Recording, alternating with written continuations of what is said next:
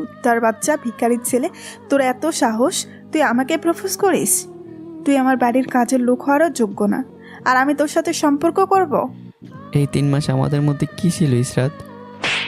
আমার নাম মুখে নিস না। তোর সাহস কি করে হয়? আমি কি জানতে পারি কেন আজ আমাকে সবার সামনে অপমান করা হলো? আর তুমি কি সত্যি সৎ মায়ের হাতে নির্যাতিত? সব বলতে পারবো না, কিন্তু আমার মা বেঁচে আছে, আর তোর কারণে একদিন আমি অপমানিত হয়েছিলাম, আজ সেটা সুদে আসলে ফেরত দিলাম। এই বিয়ে বন্ধ করো সবাই। অনেকের সন্তান আমার পেটে। এই মেয়ে, তুমি কে আর এসব বাজে বাজে কথা বলছো কেন? জি আঙ্কেল, আমি অনেকের সন্তানের মা হতে চলেছি, আর সে আমাকে ধোকা দিয়ে আজ এই বিয়ে করেছে। প্রমাণ আছে তোমার কাছে? ইসরাত বিন্দুমাত্র দেরি না করে মোবাইলটা এগিয়ে দেয়। আচ্ছা আঙ্কেল, আমরা একই ভার্সিটিতে পড়ি, দেখুন সবার সামনে অনেক আমাকে কিস করছে। স্ক্রিনে ভেসে ওঠে সেই দৃশ্য, বিশ্ববিদ্যালয়ের মাঠ, চারপাশে লোকজন, আর আমি নির্দ্বিধায় ইসরাতকে জড়িয়ে কিস করছি। দৃশ্যটা দেখেই যেন কন্যার বাবার চোখ লাল হয়ে ওঠে। অনিক, এটা কি সত্যি? হ্যাঁ মামা, সত্যি। এই স্বীকারোক্তি যেন আরও বড় বিস্ফোরণ। চারপাশে উত্তেজনার ঢেউ ছড়িয়ে পড়ে। ইসরাত হতভঙ্গ হয়ে যায়। সে পাশে থাকা বান্ধবী নিহার দিকে ফিসফিস করে বলে, দোস্ত, এটা কি হলো? অনেক তো সব মেনে নিল সহজেই। আমি ভেবেছিলাম ও রেগে যাবে, আমাকে থামাতে বলবে, সত্যিটা বলতে অনুরোধ করবে, কিন্তু এখন সব উল্টো। নিহা ঠোঁট বাঁকিয়ে কন্যার দিকে ইঙ্গিত করে বলে, অনেক নিজের ইচ্ছায় এই বিয়ে করছে না, জোর করে দেওয়া হয়েছে, তাই সে সব কিছু চুপচাপ মেনে নিচ্ছে। তুই প্রতিশোধ নিতে এসে উল্টো লাভ করে ফেলেছিস। তুই বুঝলি কিভাবে? একবার কন্যাটাকে ভালো করে দেখ, এটা কি মানুষ নাকি হাতির বাচ্চা? ইসরাত তাকায় আর তার চোখ বিস্ফোরিত হয়ে যায়। বউ সেজে বসে থাকা মেয়েটি অস্বাভাবিক ভারী গড়নের, আমার পাশে যেন সম্পূর্ণ বেমানান, ছোটোখাটো একটা হাতির বাচ্চা। ইসরাত নিচু স্বরে ফিসফিস করে বলে, এই জন্যই অনেক চুপ করে সব মেনে নিয়েছে। ধুর, ভুল হয়ে গেল। এই বিয়েটা হলে সেটাই তো হতো আমার সবচেয়ে বড় প্রতিশোধ। নিহা তাড়াতাড়ি বলে ওঠে, এখন প্রতিশোধের কথা ভুলে যা, বিয়ে তো ভেঙেই গেছে, এখান থেকে পালা, না হলে উল্টা তোকে বিয়ের পিড়িতে বসিয়ে দিবে। ভয়ে শীতল স্রোত বয়ে যায় ইসরাতের শরীর জুড়ে। আর এক মুহূর্ত দেরি না করে সে দ্রুত ভিড় ঠেলে বেরিয়ে যায়। অন্যদিকে কন্যার বাবা ক্ষোভে ফেটে পড়ছেন। আপা, আপনার সৎ ছেলের চরিত্র ভালো না। একটা মেয়ের সঙ্গে এই কাণ্ড, আজ যদি সেই মেয়ে মামলা করে তখন কি হবে? আমি আমার মেয়ের বিয়ে এই ছেলের সঙ্গে দিচ্ছি না। আর আমার সৎ মা কাপা কণ্ঠে বলেন, ভাই, তুমি এমন বলছো কেন? একটু ভাবো। কিন্তু তিনি থামেন না, কণ্ঠে হুমকির ঝাঁজ। বিয়ে যেতে হবে না, 2 দিনের মধ্যে আমার 10 লক্ষ টাকা ফেরত দিবে, সাথে বিয়ের সব খরচ। না হলে আমি কি করবো তুমি ভালো করে বোঝোই তো। এই বলে তিনি ঝড়ের মতো বেরিয়ে যান। ধীরে ধীরে একে একে মেহমানরা সরে যায়। মুহূর্ত আগের জমজমাট বিয়ের আসর এখন ভাঙ্গা স্বপ্নের মতো নিঃশব্দ, ভারী এবং অস্বস্তিকর। আমি ভিড়ের মাঝে দাঁড়িয়ে ঠোঁটের কোণে এক অদ্ভুত হাসি টেনে মনে মনে বললাম, শালি কাল নাগিনী, প্রতিশোধ নিতে এসে আমারই সবচেয়ে বড় উপকার করে গেলি। আমি তো এমনিতেই মুটকিকে বিয়ে করতে চাইনি। সৎ মা তার ভাইয়ের কাছ থেকে 10 লক্ষ টাকা নিয়ে এখন তার বদলে আমাকে বলে দিচ্ছিল। কিন্তু আমার সেই গোপন স্বস্তি স্থির হলো না এক মুহূর্ত। হঠাৎ পেছন থেকে এক প্রচণ্ড আঘাত, আমার শরীর কুঁকড়ে গেল। কিছু বোঝে ওঠার আগেই এলোপাতারি কিলঘুষি লাথির বৃষ্টি নেমে এলো আমার উপর। চোখের সামনে অন্ধকার নেমে আসে। আমি ঘুরে দাঁড়ানোর আগে বুঝে যাই আজ আমার জন্য অপেক্ষা করছে আরেকটা নরক যন্ত্রণা। আমার 2 সৎ ভাই রকি আর মুন্না নির্দয়ভাবে আমাকে পেটাতে পেটাতে টেনে এসে বাড়ির বাইরের দিকে নিয়ে যেতে লাগলো। এই যেন তাদের নিত্যদিনের রুটিন, আমাকে শাস্তি দেওয়া, তার উপর অত্যাচার চালানো। অন্যদিকে রাস্তার এক কোণে দাঁড়িয়ে হাঁপাতে হাঁপাতে ইসরাত নিজের মনে বিড়বিড় করে বলে, কি ভুলটাই না করলাম আজ। কি সুন্দরভাবে ওই হারামিটা একটা হাতের বাচ্চাকে বিয়ে করছিল, কি দারুণ প্রতিশোধ হতো। তার কণ্ঠে আফসোস, কিন্তু সে জানে না তার এই একটি সিদ্ধান্ত কার জীবনে কি ভয়ঙ্কর ঝড় এনে দিয়েছে। এইদিকে আমাকে বাড়িতে এনে হাত পা শক্ত করে বেঁধে ফেলা হলো। একটা লোহার খুন্তি আগুনে লাল করে তোলা হচ্ছে। তারপর ধীরে ধীরে সেটা আমার পিঠে ছোঁয়ানো হলো। দ্বন্দ্ব চামড়ার গন্ধে ঘর ভরে উঠল। আমি ছটফট করতে লাগলাম, চোখ দিয়ে অঝরে পানি পড়ছে, কিন্তু মুখে বাঁধা কাপড়ের কারণে কোনো শব্দ বেরোচ্ছে না। প্রতিটি দগ্ধ জায়গায় যখন চামড়া উঠে যাচ্ছে তখন সেখানে ছিটিয়ে দেওয়া হচ্ছে শুকনো মরিচের গুঁড়ো আর লবণ। যন্ত্রণায় আমার শরীর কাঁপছে, শ্বাস নিতে কষ্ট হচ্ছে। মনের ভিতর শুধু একটাই আরতি, হে আল্লাহ, আমাকে মরে যেতে দাও, আমাকে নিয়ে যাও, আমি আর এই যন্ত্রণা সইতে পারছি না। আর ঠিক সেই সময় পাশের রুমে আমার বাবা নিশ্চিন্তে টিভি দেখছেন, যেন এই বাড়িতে কিছুই ঘটছে না। নিষ্ঠুর নীরবতা। হঠাৎই দরজায় কলিং বেল বেজে উঠল। রকি গিয়ে দরজা খুলতেই দেখে দামি পোশাক পরা মধ্যবয়সী এক ভদ্রলোক দাঁড়িয়ে আছেন। তার চোখে অদ্ভুত এক স্থিরতা। লোকটা শান্ত গলায় জিজ্ঞাসা করলো, এটা কি অনিকের বাসা? ভেতর থেকে এগিয়ে এসে আমার সৎ মা কটুভাবে বললেন, কেন? অনিকের কি দরকার? আমাকে বলেন, আমি ওর মা। লোকটি হালকা হেসে বলল। আপনার সাথে একটা ব্যবসায়িক কথা আছে। লোকটির ঠোঁটে ঠান্ডা হাসি ফুটে উঠল। ঘুরিয়ে না বলে সোজা বলেন। পুরুকুসকে জবাব দিলেন তিনি। শুনেছি আপনার ভাই আপনার কাছে 10 লক্ষ টাকা পায়। হ্যাঁ, পায়। তারপর? আমি যদি আপনাকে 40 লক্ষ টাকা দিই, তাহলে কি আপনি অনিককে আমার কাছে বিক্রি করে দিবেন? এক মুহূর্তে ঘরের বাতাস বদলে গেল। আমার সৎ মা, রকি, মুন্না তিনজনের চোখ একসাথে বিস্ফোরিত হয়ে উঠল। লোভের ঝিলিকে স্পষ্ট। আপনি মজা করছেন? লোকটি এবার ব্যাগ তুলে টেবিলে রাখলো। না, টাকা এনেছি, সাথে এগ্রিমেন্ট পেপারও আছে। আপনি সাইন করবেন, ওর বাবা সাইন করবে, আর অনিকও। কথাগুলো যেন বিষের মতো মিষ্টি। এক মুহূর্ত দেরি না করে রকি আর মুন্না ভেতর থেকে আধমরা আমাকে টেনে নিয়ে এলো। আমার শরীর ক্ষতবিক্ষত, চোখে যন্ত্রণা আর ক্লান্তির ছাপ, কিন্তু কাপড় চোপড় পরিয়ে দিল যেন লোকটা কিছু বুঝতে না পারে। তারা যা বলছে আমি নীরবে মাথা নেড়ে মানছি, কারণ এই নরক থেকে বের হওয়ার জন্য যে কোনো পথে আমার কাছে মুক্তি। কাগজে একের পর এক সই পড়ে। অবশেষে 40 লক্ষ টাকার বিনিময়ে আমাকে, মানে একটা মানুষকে বিক্রি করে দেওয়া হলো। লোকটি শান্তভাবে টাকা বুঝিয়ে দিয়ে আমাকে নিজের সাথে করে নিয়ে বেরিয়ে গেল। বাড়ির দরজা বন্ধ হয়ে গেল ধীরে ধীরে, আর ভেতরে রয়ে গেল শুধু লোভের গন্ধ আর এক মানুষের বিক্রির নীরব সাক্ষী হয়ে থাকা দেয়ালগুলো। গাড়িটা অন্ধকারের রাস্তা চিরে এগিয়ে চলছে। জানালার বাইরে আলো ছায়া খেলা, আর ভেতরে নীরবতা, এক অদ্ভুত চাপা উত্তেজনা। আমি চুপচাপ বসে আছি, চোখের কোণে ক্লান্তি, শরীরে যন্ত্রণার ছাপ, তবু আমার দৃষ্টি স্থির হয়ে আছে পাশের মানুষটার দিকে। মনে একের পর এক প্রশ্ন ঘুরপাক খাচ্ছে। কে লোকটা? কেন আমাকে এত টাকা দিয়ে কিনলো? আমার সঙ্গে কি করবে? হঠাৎ সে নীরবতা ভাঙল।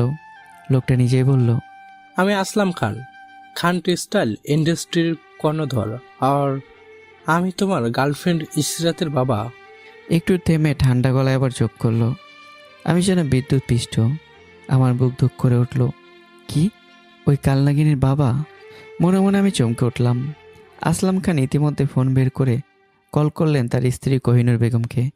ও পাশে ফোন ধরতেই, তুমি ইসরাতকে নিয়ে তোমার বাবার বাড়ি চলে এসো।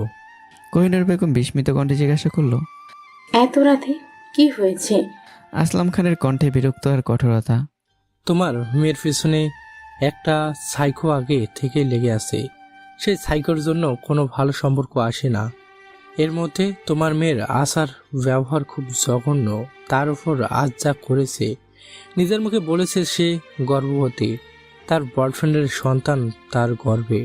আজ রাতেই ওর সেই বয়ফ্রেন্ডের সঙ্গে গোপনে বিয়ে দিয়ে দিচ্ছি। না, তুমি ভুল বুঝছো। আমার মেয়ে এমন কিছু করতে পারে না। আর ছেলে কি করে কোন বংশে? আসলাম খান ঠান্ডাভাবে বললেন, সব প্রমাণ আমার কাছে আছে। তুমি কিছু বলবে না ওকে, চুপচাপ নিয়ে এসো। আর বড় ভাই ভাবি যান কিছু না জানে, না হলে ওরা সেই সাইকো আফির সব কিছু বলে দিবে। আর যেহেতু ইসরাত আমার একমাত্র মেয়ে, তাই ছেলেটাকে ঘর জামাই রাখবো। এরপর ফোন কেটে যায়।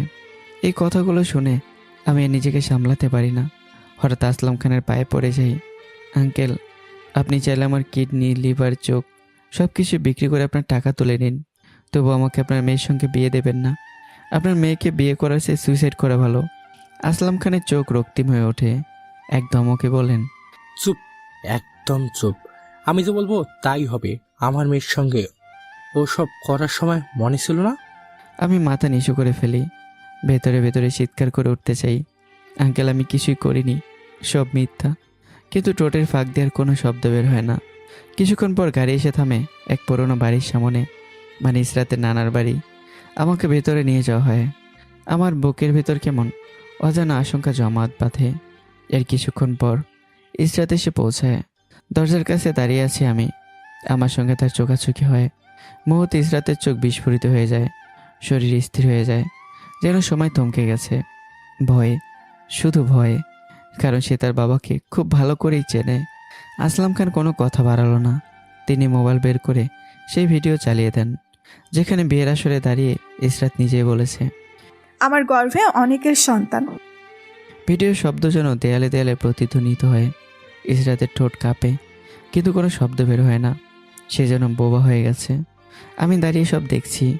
আমার চোখে ক্ষোভ, ঘৃণা আর অসহায়তা সব একসাথে জমাট বেঁধেছে। মনে মনে বলি, ওই কালনাগিনীকে বিয়ে করার চেয়ে জ্বলন্ত আগুনে ঝাঁপ দেওয়া ভালো। কিন্তু বাস্তবতা এত সহজ নয়। কিছুক্ষণের মধ্যেই কাজী ডাকা হয়। কথা কম, আয়োজনও নেই। সব কিছু হয় গোপনে, দ্রুত আর নিঃশব্দে। আর সেই নীরবতার মধ্যেই আমার আর ইসরাতের বিয়ে হয়ে যায়। দুজন মানুষ যারা একে অপরকে সহ্যই করতে পারে না, তাদের জীবন একসাথেই বেঁধেতে হয়। অতীতে কী হয়েছে আমার আর ইসরাতের মধ্যে, তা একটু পরে জানতে পারবেন। সাথেই থাকুন। ইসরাতের বুকের ভেতর রাগ যেন আগুনের মতো জ্বলছে।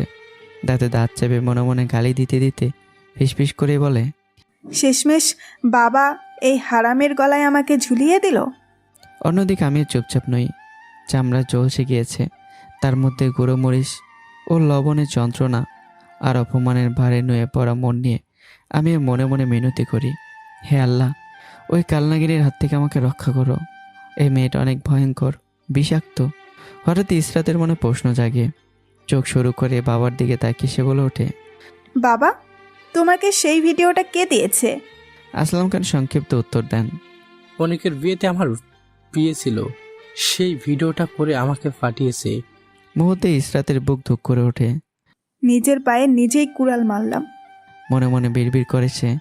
কিছুক্ষণ পরে আমাদের দুজনকে একসাথে একটা ঘরে পাঠানো হয়। ঘরে ঢুকতেই ভারী নীরবতা। আমার শরীর তখনও ক্ষতবিক্ষত। প্রতিটি নাড়াচড়া যন্ত্রণা ছড়িয়ে পড়ছে। তার উপর নতুন এক বাস্তবতা। এই বাড়িতে এই মেয়ের সঙ্গে ঘর জামাই হয়ে বাকিটা জীবন কাটাতে হবে। এই চিন্তায় যেন বুক চেপে ধরেছে। দরজা বন্ধ হতেই ইসরাত ঘুরে দাঁড়ায়। ঠোঁটে তার ছেলের হাসি, চোখে বিদ্বেষ। কিরে হারামি, কেমন দিলাম? বিয়ে ভাঙলাম, অপমানিত হলি, এখন আবার খানবাড়ির ঘর জামাই। কথাগুলো ছুরির মতো বেঁধে যায়। তবুও আমি নিজের কষ্ট নিজেই গেলে ফেলি। বিশ্বাস কর কালনাগিনী, আমি বিয়েতে রাজি ছিলাম না। ইসরার ঠোঁট বাঁকায়। ঢং করিস না। টাকার লোভে বিয়ে করতে যাচ্ছিলি, এখন ভেঙে গেছে তাই গল্প বানাচ্ছিস। আমি এবার ক্লান্ত গলায় আবার বলতে শুরু করি, আমার সৎ মা আসলে আমার বড় খালা। মা মারা যাওয়ার পর বাবা তাকে বিয়ে করে। উনি বিধবা ছিলেন, সাথে 2 ছেলে রকি আর মুন্না। তারা আমার থেকে বড়। ওদের পড়াশোনার জন্য আমার মামার কাছ থেকে 10 লক্ষ টাকা ধার নেয়। আর সেই টাকা শোধ করতেই আমাকে তারা মোটা মেয়ের সঙ্গে জোর করে বিয়ে দিচ্ছিল। আমি অনেক চেষ্টা করেছিলাম পালানোর, কোনো রাস্তা পাচ্ছিলাম না। ঠিক তখনই তুই আসলি। তাই সত্যি বলছি, মন থেকে তোকে ধন্যবাদ, ওই হাতির বাচ্চাটার সঙ্গে বিয়ে থেকে আমাকে বাঁচানোর জন্য। কথাগুলো শুনে ইসরাতের বুকের ভিতর কিছু একটা মোচড় দিয়ে ওঠে। রাগ, বিস্ময় নাকি অনুশোচনা। সে কিছুক্ষণ চুপ করে থাকে। তারপর হঠাৎই চুল মুঠো করে ধরে টান দিতে ইচ্ছে করে তার। মনে মনে চিৎকার করে ওঠে, এই হারামিটাকে ফাঁসাতে গিয়ে প্রতিশোধ নিতে গিয়ে উল্টো নিজেই ফেসে গেলাম। ঘরের ভেতর নীরবতা নেমে আসে। দুজন মানুষ, দুজনেই রাগ, কষ্ট আর ভুল বোঝাবুঝি। আর আমাদের মাঝখানে দাঁড়িয়ে আছে এক অদ্ভুত জোর করে বাঁধা সম্পর্ক। কি হয়েছিল আমার আর ইসরাতের মধ্যে? কেন এই ঘৃণা? চলুন ফিরে যাই একটু অতীতে, যেখানে শুরু হয়েছিল এই ভুল বোঝাবুঝি, প্রতারণা আর অদ্ভুতের সম্পর্কের বীজ। নতুন বিশ্ববিদ্যালয়ে প্রথম দিন। ইসরাত সদ্য ভর্তি হয়েছে। তার স্বভাব রাগী, অদ্ভুত আর নিজের মতো চলা। কারো পরও করে না সে। কেউ তাকে অবজ্ঞা করলে সেটাও সে সহ্য করতে পারে না। একদিন ক্যাম্পাসে বসে আছে ইসরাত আর বাকি তার বান্ধবীগুলো। নিহা হঠাৎ কৌতূহল গলায় বলে, দোস্ত, কালকে নাকি তোকে দেখতে এসেছিল, কি পছন্দ হলো? ইসরাত ঠোঁট বাঁকিয়ে হেসেই বলে, আরে ধুর, ছেলের মা আর বড় বোন এসেছিল, গার্ড দিয়ে ধাক্কা মেরে বের করে দিয়েছি। নিহা চোখ বড় বড় করে তাকায়। কি বলিস? এরা তো আর ভুলেও আসবে না। তুই যে সাংঘাতিক কাজ করলি। আসলে ও আবির ভাইকে লাগিয়ে দেব, সে এইসব শুনলে বিদেশ থেকে চলে আসবে। কে আবির? ওই সাইকোটা? তুই আবার তাকে পছন্দ টছন্দ করিস নাকি? পছন্দ টছন্দ কিছুই না, লোকটা পুরো পাগল। আমার জন্য মানুষ খুন করতেও দুইবার ভাবে না। আমাদের এলাকার এমপির ছেলে রানা আমার হাত ধরেছিল, ওর হাত কেটে দিয়েছে। এমন পাগলকে ভালোবাসার প্রশ্নই ওঠে না, তবে দরকারে ব্যবহার করি। ঠিক তখনই তাদের সম্বন্ধে আমি হেঁটে যাচ্ছিলাম। সাধারণ চেহারা, চুপচাপ স্বভাব, মেয়েদের থেকে দূরে থাকাই আমার অভ্যাস। পরিবারের কেউ জানে না যে আমি লুকিয়ে টিউশনি করে নিজের পড়ার খরচ চালাই। আমার সৎ মার ভাইরা তো জানেই না যে আমি পড়াশোনা করছি। আমার নিজের এই একটাই হিসাব, মেয়েদের সাথে কথা মানেই সম্পর্ক, আর সম্পর্ক মানেই খরচ, যা আমার পক্ষে অসম্ভব। ইসরাত হঠাৎ আমাকে ডাক দেয়, এই মিস্টার খ্যাত, গেও ভূত, এদিকে আয়। কিন্তু আমি একবারও ফিরে তাকাই না, যেন আমি কিছুই শুনিনি। নির্লোভভাবে হেঁটেই চলে যাই। এই অবহেলা ইসরাতের অহংকার আগুন ধরিয়ে দেয়। চারপাশে নেহা আর অন্যরা হেসে ওঠে। তুই একটা জিনিস দোস্ত, ওর নাম অনিক, কোনো মেয়ের দিকে তাকায় না, পাত্তাও দেয় না। ইসরাত চোখ শুরু করে বলে, কোনো রিলেশন করে না। অনেক মেয়ে প্রপোজ করেছে, কিছুই হয়নি। এই কথাটা যেন চ্যালেঞ্জ হয়ে দাঁড়ায়। ইসরাত মনে মনে শপথ নেয়, এই ছেলেকে আমি নতজানু করব, ও আমাকে পুরো ভার্সিটির সামনে প্রপোজ করবে, এটা আমার চ্যালেঞ্জ। পরদিন আমি ক্যাম্পাসের এক কোণে একা বসে আছি। ইসরাত ধীরে ধীরে এসে আমার পাশে বসে পড়ে। আমি অস্বস্তি বোধ করে উঠে যেতে চাইলে ইসরাত হঠাৎ নিচু গলায় বলে, আমি এতিম বলে কি সবাই আমাকে এভাবে এড়িয়ে চলে যায়? কথাটা শুনে আমি থেমে যাই। আমার বুকের ভিতর মসুর দিয়ে ওঠে, কারণ আমি নিজেও তো সৎমায়ের অত্যাচারে বড় হয়েছি। আমি আবারও চুপচাপ বসে পড়ি। কিছুক্ষণ নীরবতার পর ইসরাত বলে, আমি ইশরাত। আমি ভদ্রতার খাতিরে উত্তর দিই, আমি অনিক, লাস্ট ইয়ার। ইসরাত মিথ্যার জাল বুনতে শুরু করে। আমি ফার্স্ট ইয়ার, বাবা ব্যবসায়ী, সৎমায়ের অত্যাচারে কষ্ট করে এখানে পর্যন্ত এসেছি। এই কথাগুলো পুরোটাই বানানো, কিন্তু উদ্দেশ্য একটাই, আমার সহানুভূতি পাওয়া, আর সে সফলও হয়। ইসরাতের কথা শুনে আমার চোখে মায়া জমে ওঠে, কারণ আমার নিজের জীবনও তো একই কষ্টে ভরা। তবে পার্থক্য একটাই, আমি নিজের কষ্ট কাউকে বলি না, আর ইসরাত সেই কষ্টের গল্প বানিয়ে বানিয়ে আমাকে ফাঁদে ফেলতে শুরু করে। এইভাবেই ধীরে ধীরে শুরু হয় আমাদের সম্পর্ক। বন্ধুত্বের আড়ালে এক অদৃশ্য টান, আর সে টানের ভিতরে লুকিয়ে থাকে প্রতারণার ক্ষুদ্র বীজ। প্রতিদিন ইসরাত এসে বসতো আমার পাশে। একই গল্প, তার তথাকথিত সৎমায়ের অত্যাচার, কষ্ট, অপমান, আর প্রতিনিয়ত সেই গল্পগুলো শুনতে শুনতে আমি আরও একটু জড়িয়ে পড়তাম তার মায়ের জালে। সহানুভূতি, সেখান থেকে জন্ম নেয় দুর্বলতা, আর দুর্বলতা থেকে ভালোবাসা।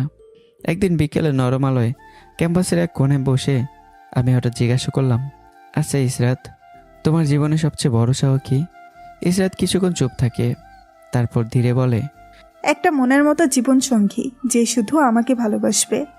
আমি তার নিঃশ্বাস হয়ে থাকবো। টাকা পয়সা, ধন সম্পদ কিছুই লাগবে না, শুধু তার মনে আমার জন্য অফুরন্ত ভালোবাসা থাকলেই হবে। কথাগুলো যেন সরাসরিকে আঘাত করে আমার হৃদয়ে। আমার ঠোঁটে অজান্তে হাসি ফুটে ওঠে, চোখে ভেসে ওঠে এক অদেখা ভবিষ্যৎ, যেখানে ইসরাত আছে আর আমি নিজেও। ইসরাত আবারও বলে, একটু নিঃশ্বাস ফেলে, কিন্তু মনে হয় না এমন কাউকে পাবো। কেন পাবে না? অবশ্যই পাবে, একটু অপেক্ষা করো। কিন্তু পরক্ষণ ইসরাতের কণ্ঠে বিষণ্ণতা নেমে আসে। আমার সৎ মা বাবার সম্পত্তি দখল করতে চাই, তাই তাড়াতাড়ি আমায় বিয়ে দেওয়ার জন্য পাত্র খুঁজছে। এই কথাটা শুনেই আমার বুকটা হঠাৎ ভারী হয়ে ওঠে। এক অদ্ভুত ভয় আমাকে গ্রাস করে। তবুও সাহস সঞ্চয় করে জিজ্ঞাসা করি, তুমি কাউকে পছন্দ করো ইসরাত? ইসরাত নিচু গলায় বলে, হ্যাঁ করি, কিন্তু সে আমাকে পছন্দ করে না। আমার বুক ধুক করে ওঠে, কণ্ঠ যেন কেঁপে যায়। কে? নামটা বলো। ইসরাত ধীরে আমার চোখের দিকে তাকায়, তারপর খুব আস্তে বলে, যদি বলি সেটা তুমি বিশ্বাস করবে? মুহূর্তটা যেন থেমে যায়। আমি বিস্ময়ে তাকিয়ে থাকি। আমিও তোমাকে পছন্দ করি, কিন্তু তুমি করো, এটা বিশ্বাস হচ্ছে না। আমার কথা শেষ হতেই হঠাৎ ইসরাত এগিয়ে এসে আমার ঠোঁটে ঠোঁট বসিয়ে দেয়। একটা মুহূর্ত, দুইটা মুহূর্ত, সময় যেন থেমে থাকে সেই স্পর্শে। 2 মিনিট পর ইসরাত সরে গিয়ে মুচকে এসে বলে, এখন বিশ্বাস হয়েছে, কিন্তু আমি কিভাবে বিশ্বাস করব তুমি সত্যি আমাকে ভালোবাসো? আমি তখন পুরোপুরি ডুবে গেছি অনুভূতির গভীরে। আমি নিঃসংকোচে বলি, কি করলে তুমি বিশ্বাস করবে বলো, আমি তাই করব। ইসরাতের চোখে তখন খেলা করে এক অদ্ভুত ঝিলিক, যেটা আমি তখনও বুঝতে পারিনি। সে ধীরে বলে, তুমি আগামীকাল সকাল ঠিক 10টায় ভার্সিটির মাঠে সবার সামনে আমাকে প্রপোজ করবে। তোমার ভালোবাসার কথা গুছিয়ে বলবে, তাহলে আমি বিশ্বাস করব। আমি একটু দ্বিধা না করে বলি, ঠিক আছে, এতে যদি তুমি খুশি হও আমি করব। আগামীকাল সকাল 10টায় তুমি প্রস্তুত থাকবে। আমি কিছু বুঝতে পারলাম না যে আমি কতটা ভয়ঙ্কর এক খেলায় পা দিয়ে ফেলেছি। আমার চোখে তখন শুধু ভালোবাসা, বিশ্বাস আর একটুখানি স্বপ্ন। আমি ধীরে ধীরে সেখান থেকে চলে যাই, হৃদয়ে ভরা আশায়, আগামীকালকে নিজের জীবনে সবচেয়ে বড় দিন ভেবে। আর ঠিক তখনই ইসরাতের ঠোঁটের কোণে ফুটে ওঠে এক শয়তানি হাসি, চোখে ঝিলিক দেয় কুটিল আনন্দের।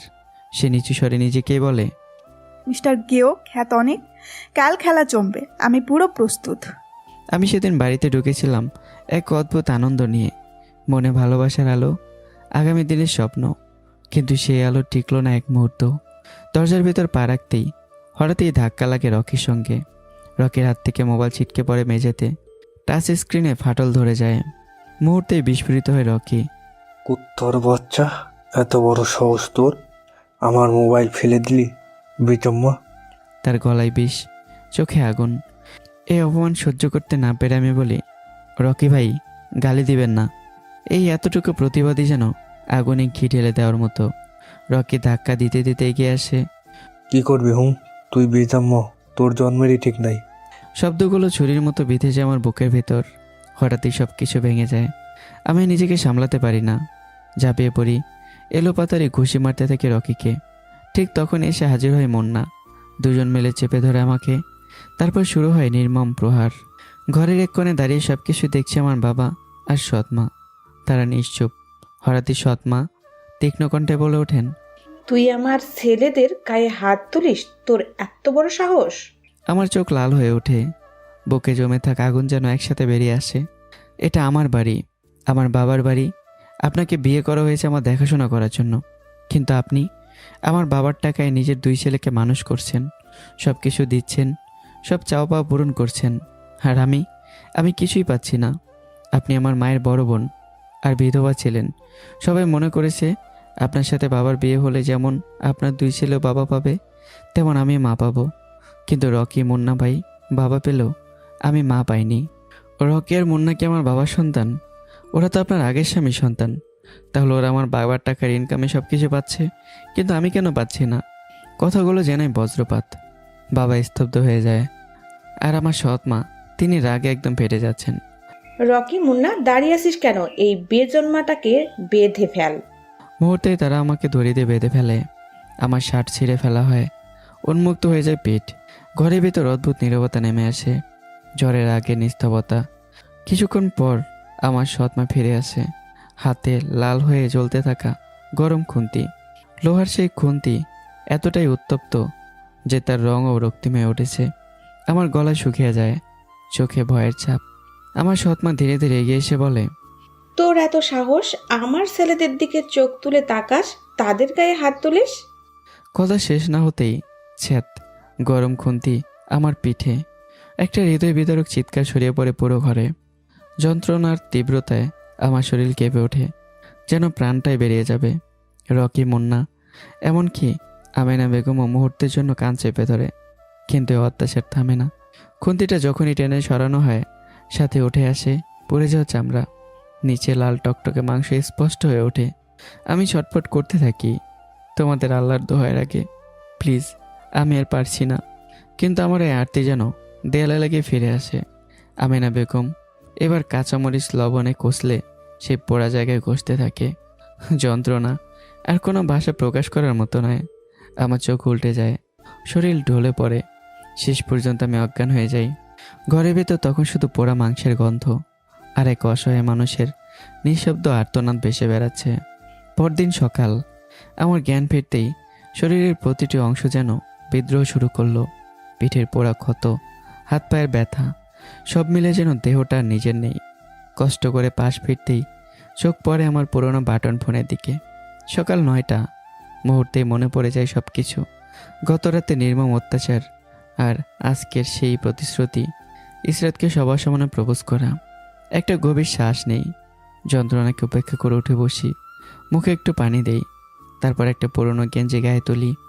কিন্তু কাপড়টা পিঠের কোতে ছোঁয়া লাগতেই এক তীব্র জ্বালা যেন আগুনের মতো ছড়িয়ে পড়ে শরীরে। তবুও থামলাম না, কারণ আমার বিশ্বাস আজ আমি এমন একজনকে পাবো যে আমাকে বুঝবে, যে আমার মতোই কষ্টের ভিতর দিয়ে বড় হয়েছে, যে আমাকে ভালোবাসে।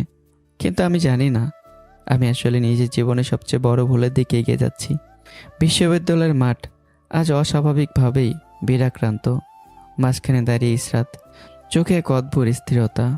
আমি ধীরে ধীরে এগিয়ে যাই, প্রতিটি পদক্ষেপে শরীর কেঁপে ওঠে, তবুও থামি না। হাতে একটা লাল গোলাপ। ইসরাতের সামনে গিয়ে হাঁটু গেড়ে বসে পড়ি, চারদিকে নিস্তব্ধ। তখন আমি বলতে শুরু করি, ইসরাত, জীবনে কখনো কাউকে কিছু দেওয়ার মতো কিছু ছিল না আমার। না টাকা, না নিশ্চিন্ত একটা ভবিষ্যৎ, শুধু ছিল কিছু কষ্ট, কিছু না বলা গল্প। তুমি যখন আমার পাশে বসেছিলে, প্রথমবার মনে হয়েছিল কেউ আছে যে আমার নীরবতাকে বুঝতে পারে। তোমার চোখে আমি নিজের কষ্টের প্রতিচ্ছবি দেখেছি, আর সেই প্রতিচ্ছবিতেই আমি খুঁজে পেয়েছি আমার পৃথিবী। আমি জানি না আমি তোমাকে সুখ দিতে পারবো কিনা, কিন্তু আমি প্রতিশ্রুতি দিতে পারি আমার শেষ নিঃশ্বাস পর্যন্ত তোমাকে আগলে রাখবো। ইসরাত, তুমি কি আমার হবে? মাঠ জুড়ে নীরবতা।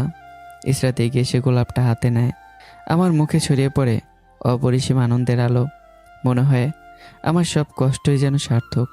কিন্তু পর মুহূর্তেই দুটি জোরালো থাপ্পড় পড়ে আমার গালে। সব কিছু যেন থেমে যায়। আমি স্তব্ধ, চোখ দিয়ে নীরবে জল গড়িয়ে পড়ছে। লজ্জা, অপমান আর অবিশ্বাসে ভেঙে পড়ি আমি। ইসরাত গর্জে ওঠে, কুত্তার বাচ্চা, ভিখারির ছেলে, তোর এত সাহস! তুই আমাকে প্রপোজ করিস? তুই আমার বাড়ির কাজের লোক হওয়ারও যোগ্য না, আর আমি তোর সাথে সম্পর্ক করব? আমি অসহায় দৃষ্টিতে তাকিয়ে থাকি। তাহলে এই 3 মাস আমাদের মধ্যে কি ছিল ইসরাত? মুহূর্তে আরেকটা চর।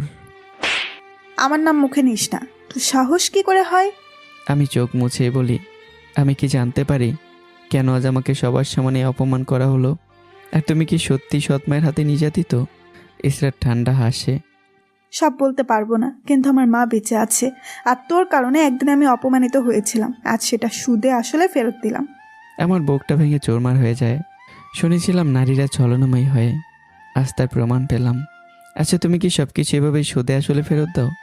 ইসরাত গর্বের সাথে বলে। 100তে 100, কোনো মিস নাই। মুহূর্তের মধ্যে সব কিছু স্তব্ধ হয়ে যায়।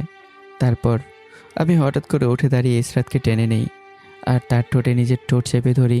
চারদিকে স্তব্ধ। নিহা আর পুরো বিশ্ববিদ্যালয়ের সবাই যেন পাথর হয়ে আছে। সময়ের হিসাব হারিয়ে যায়। 1, 2, 3, 4 মিনিট। তারপর আমি ধীরে ধীরে ইসরাতকে ছেড়ে দেই। ইসরাত হাঁপাতে হাঁপাতে চিৎকার করে ওঠে, কুত্তার বাচ্চা! কিন্তু কথা শেষ হওয়ার আগেই আমি একের পর এক গুনে গুনে 6টা চর বসিয়ে দিই তার গালে। চারপাশে নিস্তবতা নেমে আসে। মিস ইসরাত, এখন সব কিছু সুদে আসলে ফেরত দিলাম। পারলে এগুলো তুমি আবার রিটার্ন করো, তাতে আমার কোনো সমস্যা নেই। তখন আমি আবার রিটার্ন করব। এভাবেই চলবে। আমার চোখে আর এখন কোনো ভালোবাসা নেই, শুধু ভাঙ্গা বিশ্বাসের ঠান্ডা আগুন। সেদিন ভালোবাসা মরে যায়, আর জন্ম নেয় ঘৃণা, প্রতিশোধ আর এক অনিবার্য সংঘর্ষের গল্প। আমার সেই অপ্রত্যাশিত প্রতিক্রিয়ায় পুরো ভার্সিটি যেন স্তব্ধ হয়ে গিয়েছিল। কারো মুখে ছিল না কোনো কথা, শুধু বিস্ময়, শক আর চাপা গুঞ্জন। নিহা নিচু গলায় ফিসফিস করে বলে, এই ছেলেটাকে আমরা সহজ সরল ভাবছিলাম, কিন্তু এটা তো পুরোই জ্বলন্ত আগুন, যেখানে হাত দিলে পুরো ছাই হয়ে যাবে। ইসরাতের চোখে তখন আগুন জ্বলছে। অপমান, রাগ, প্রতিশোধ সব মিলে সে যেন অন্য মানুষ। দাঁতে দাঁত চেপে বলে ওঠে, কুত্তার বাচ্চা, তোর এই অপমান আর থাপ্পড় সুদে আসলে ফেরত না দিতে পারলে আমি আমার নামই বদলে ফেলবো। আমি থেমে তাকাই তার দিকে, চোখে অদ্ভুত ঠান্ডা কঠোরতা। আমাকে অন্য 10টা সহজ সরল ছেলে ভেবো না ইসরাত, তাহলে জীবনের সবচেয়ে বড় ভুল করবে। এই বলে আমি হাঁটা শুরু করি। আমার চোখ দিয়ে নীরবে জল গড়িয়ে পড়ছে। হৃদয়টা যেন ভেঙে টুকরো টুকরো হয়ে গেছে। পেছনে হাসাহাসি, ফিসফাস ইসরাতকে নিয়েই। ইসরাত রাগে ফুঁসতে ফুঁসতে সে ওখান থেকে চলে যায়। আমি বাড়িতে ফিরে একা বসে থাকি অন্ধকারে। মনে মনে বলি, ইসরাত, তোমার আমার মন নিয়ে খেলা উচিত হয়নি। এরপর আমি আর ভার্সিটি যাই না। ফাইনাল পরীক্ষা শেষ, এখন শুধু রেজাল্টের অপেক্ষা। সত্যি বলতে আমি এতদিন যেতাম শুধু ইসরাতের জন্যই। সময় গড়ায়, 1 মাস পরে রেজাল্ট বের হয়। আমি ফার্স্ট ক্লাস পাই। কিন্তু আমার জীবনে খুশি আসার আগেই আবারও নামে অন্ধকার। একদিন হঠাৎ সৎ মা আমেনা বেগম দরজা বন্ধ করে বলে, আগামীকাল তোর মামাতো বোন ময়ূরীর সাথে তোর বিয়ে, তাই তুই এই রুমে বন্দি থাকবি। আমি যেন আকাশ থেকে পড়ি, চিৎকার করে বলে উঠি, আমি মরে গেলে ওই মুটকে হাতির বাচ্চাকে বিয়ে করব না। আমেনা বেগম ঠান্ডা গলায় বলে, আগে বিয়ে কর, তারপর মর, আমার কোনো সমস্যা নেই। পরদিন বিয়ের আয়োজনে জমে ওঠে। রকের মুন্না জোর করেই আমাকে শেরওয়ানি পরিয়ে দেয়। আমি শেষ চেষ্টা করি। আপনি মামার কাছ থেকে 10 লক্ষ টাকা নিয়েছেন আপনার ছেলেদের জন্য, সেই টাকার জন্য আমি কেন ওই মেয়েকে বিয়ে করব? রকি ভাই মুন্না ভাইকে বলুন, তাদের মধ্যে কেউ বিয়ে করুক। আমেনা বেগম হেসে ওঠে। না না, এত মোটা মেয়েকে আমার ছেলের বউ করব, এটা তোরই যোগ্য। এই কথার পর আর কিছু বলার থাকে না। আমি চুপ হয়ে যাই, কারণ আমি জানি এই বাড়িতে আমার কথা কেউ শুনবে না। আমি পালানোর চেষ্টা করি কিন্তু পারি না। রকি আর মুন্না আমাকে পাহারা দিচ্ছে, যেন আমি কোনো বন্দির আসামি। অন্যদিকে এই খবর পৌঁছে যায় ইসরাতের কাছে। তার চোখে আবার সেই চেনা আগুন জ্বলে ওঠে। সে নিহাকে নিয়ে পরিকল্পনা করে, একটা ভয়ঙ্কর পরিকল্পনা। বিয়ের আসরে সে চিৎকার করে বলবে, আমি অনেকের সন্তানের মা হতে চলেছি। আমাদের অনেক দিনের সম্পর্ক, প্রমাণ হিসেবে ভার্সিটির মাঠে কিসের ভিডিও আছে। নিহা কিছুক্ষণ চুপ করে থাকে, তারপর ধীরে বলে, দোস্ত, এটা কিন্তু অনেক বড় কিছু হয়ে যাবে। ইসরাত ঠোঁট বাঁকিয়ে হাসে। ও আমাকে সবার সামনে অপমান করেছে, এবার আমি ওকে শেষ করে দেব। যখন সবাই ওই হারামিটাকে অপমান করবে, তার চরিত্র নিয়ে কথা বলবে, কনের পরিবার পিটাবে, তখন আমি পালিয়ে চলে আসবো। তার চোখে তখন আর কোনো দ্বিধা নেই, আছে শুধু প্রতিশোধ। কিন্তু ইসরাত মনের অজান্তেই আমার উপকার করতে চলেছে। এদিকে আমি একবার তাকাই আমার হবু স্ত্রীর দিকে, তারপর ধীরে ধীরে চোখ তুলি আকাশের দিকে। মনে মনে বলি, এই মুটকিকে বিয়ে করা মানে তো সারা জীবন একটা হাতির বাচ্চা লালন পালন করা। যেভাবেই হোক আমার পালাতে হবে। কিন্তু চারপাশে চোখ বুলাই, তাতে আমার আশাই যেন ভেঙে যায়। রকের মুন্না ঠিক যেন দেহরক্ষী হয়ে দাঁড়িয়ে আছে, এক পা নড়ার সুযোগ নেই। সব দরজা যখন বন্ধ, ঠিক তখনই একটা বজ্রধ্বনির মতো চিৎকার। এই বিয়ে থামান, এই বিয়ে হবে না। আমি অনেকের সন্তানের মা হতে চলেছি। সমস্ত আসর থমকে যায়। আমি বিস্ময়ে তাকিয়ে থাকি, তারপর ধীরে ধীরে মুখ তুলে আকাশের দিকে তাকিয়ে মুচকি এসে ফেলি। নিজের অজান্তেই ইসরাত তার জীবনের সবচেয়ে বড় উপকারটা আমার করে ফেলেছে। এরপরের ঘটনা তো সবাই জানেনি, এখন বর্তমান। ইসরাত বুড়োকুসকে আমার দিকে তাকিয়ে বলে, আচ্ছা, তোর সাথে ওই মুটকির বিয়ে দিতে চাচ্ছিল কেন তোর পরিবার? আমার সৎ মা আসলে আমার বড় খালা। উনি বিধবা ছিলেন। মা মারা যাওয়ার পর বাবা তাকে বিয়ে করে। তার আগের স্বামীর 2 ছেলে, রকি আর মুন্না। ওদের ভবিষ্যতের জন্যই আমার মামার কাছ থেকে 10 লক্ষ টাকা ধার নেয়। সেই টাকার জন্য আমাকে জোর করে ওই মামাতো বোনটার সাথে বিয়ে দিচ্ছিল। আমি পালানোর অনেক চেষ্টা করেছি, কিন্তু পারিনি। ঠিক তখনই তুই কালনাগিনে এসে আমার এই কঠিন কাজটা সহজ করে দিলি। কথাগুলো শুনেই ইসরাতের মাথায় যেন আগুন ধরে যায়। ওর আগে নিজের চুল টানতে থাকি।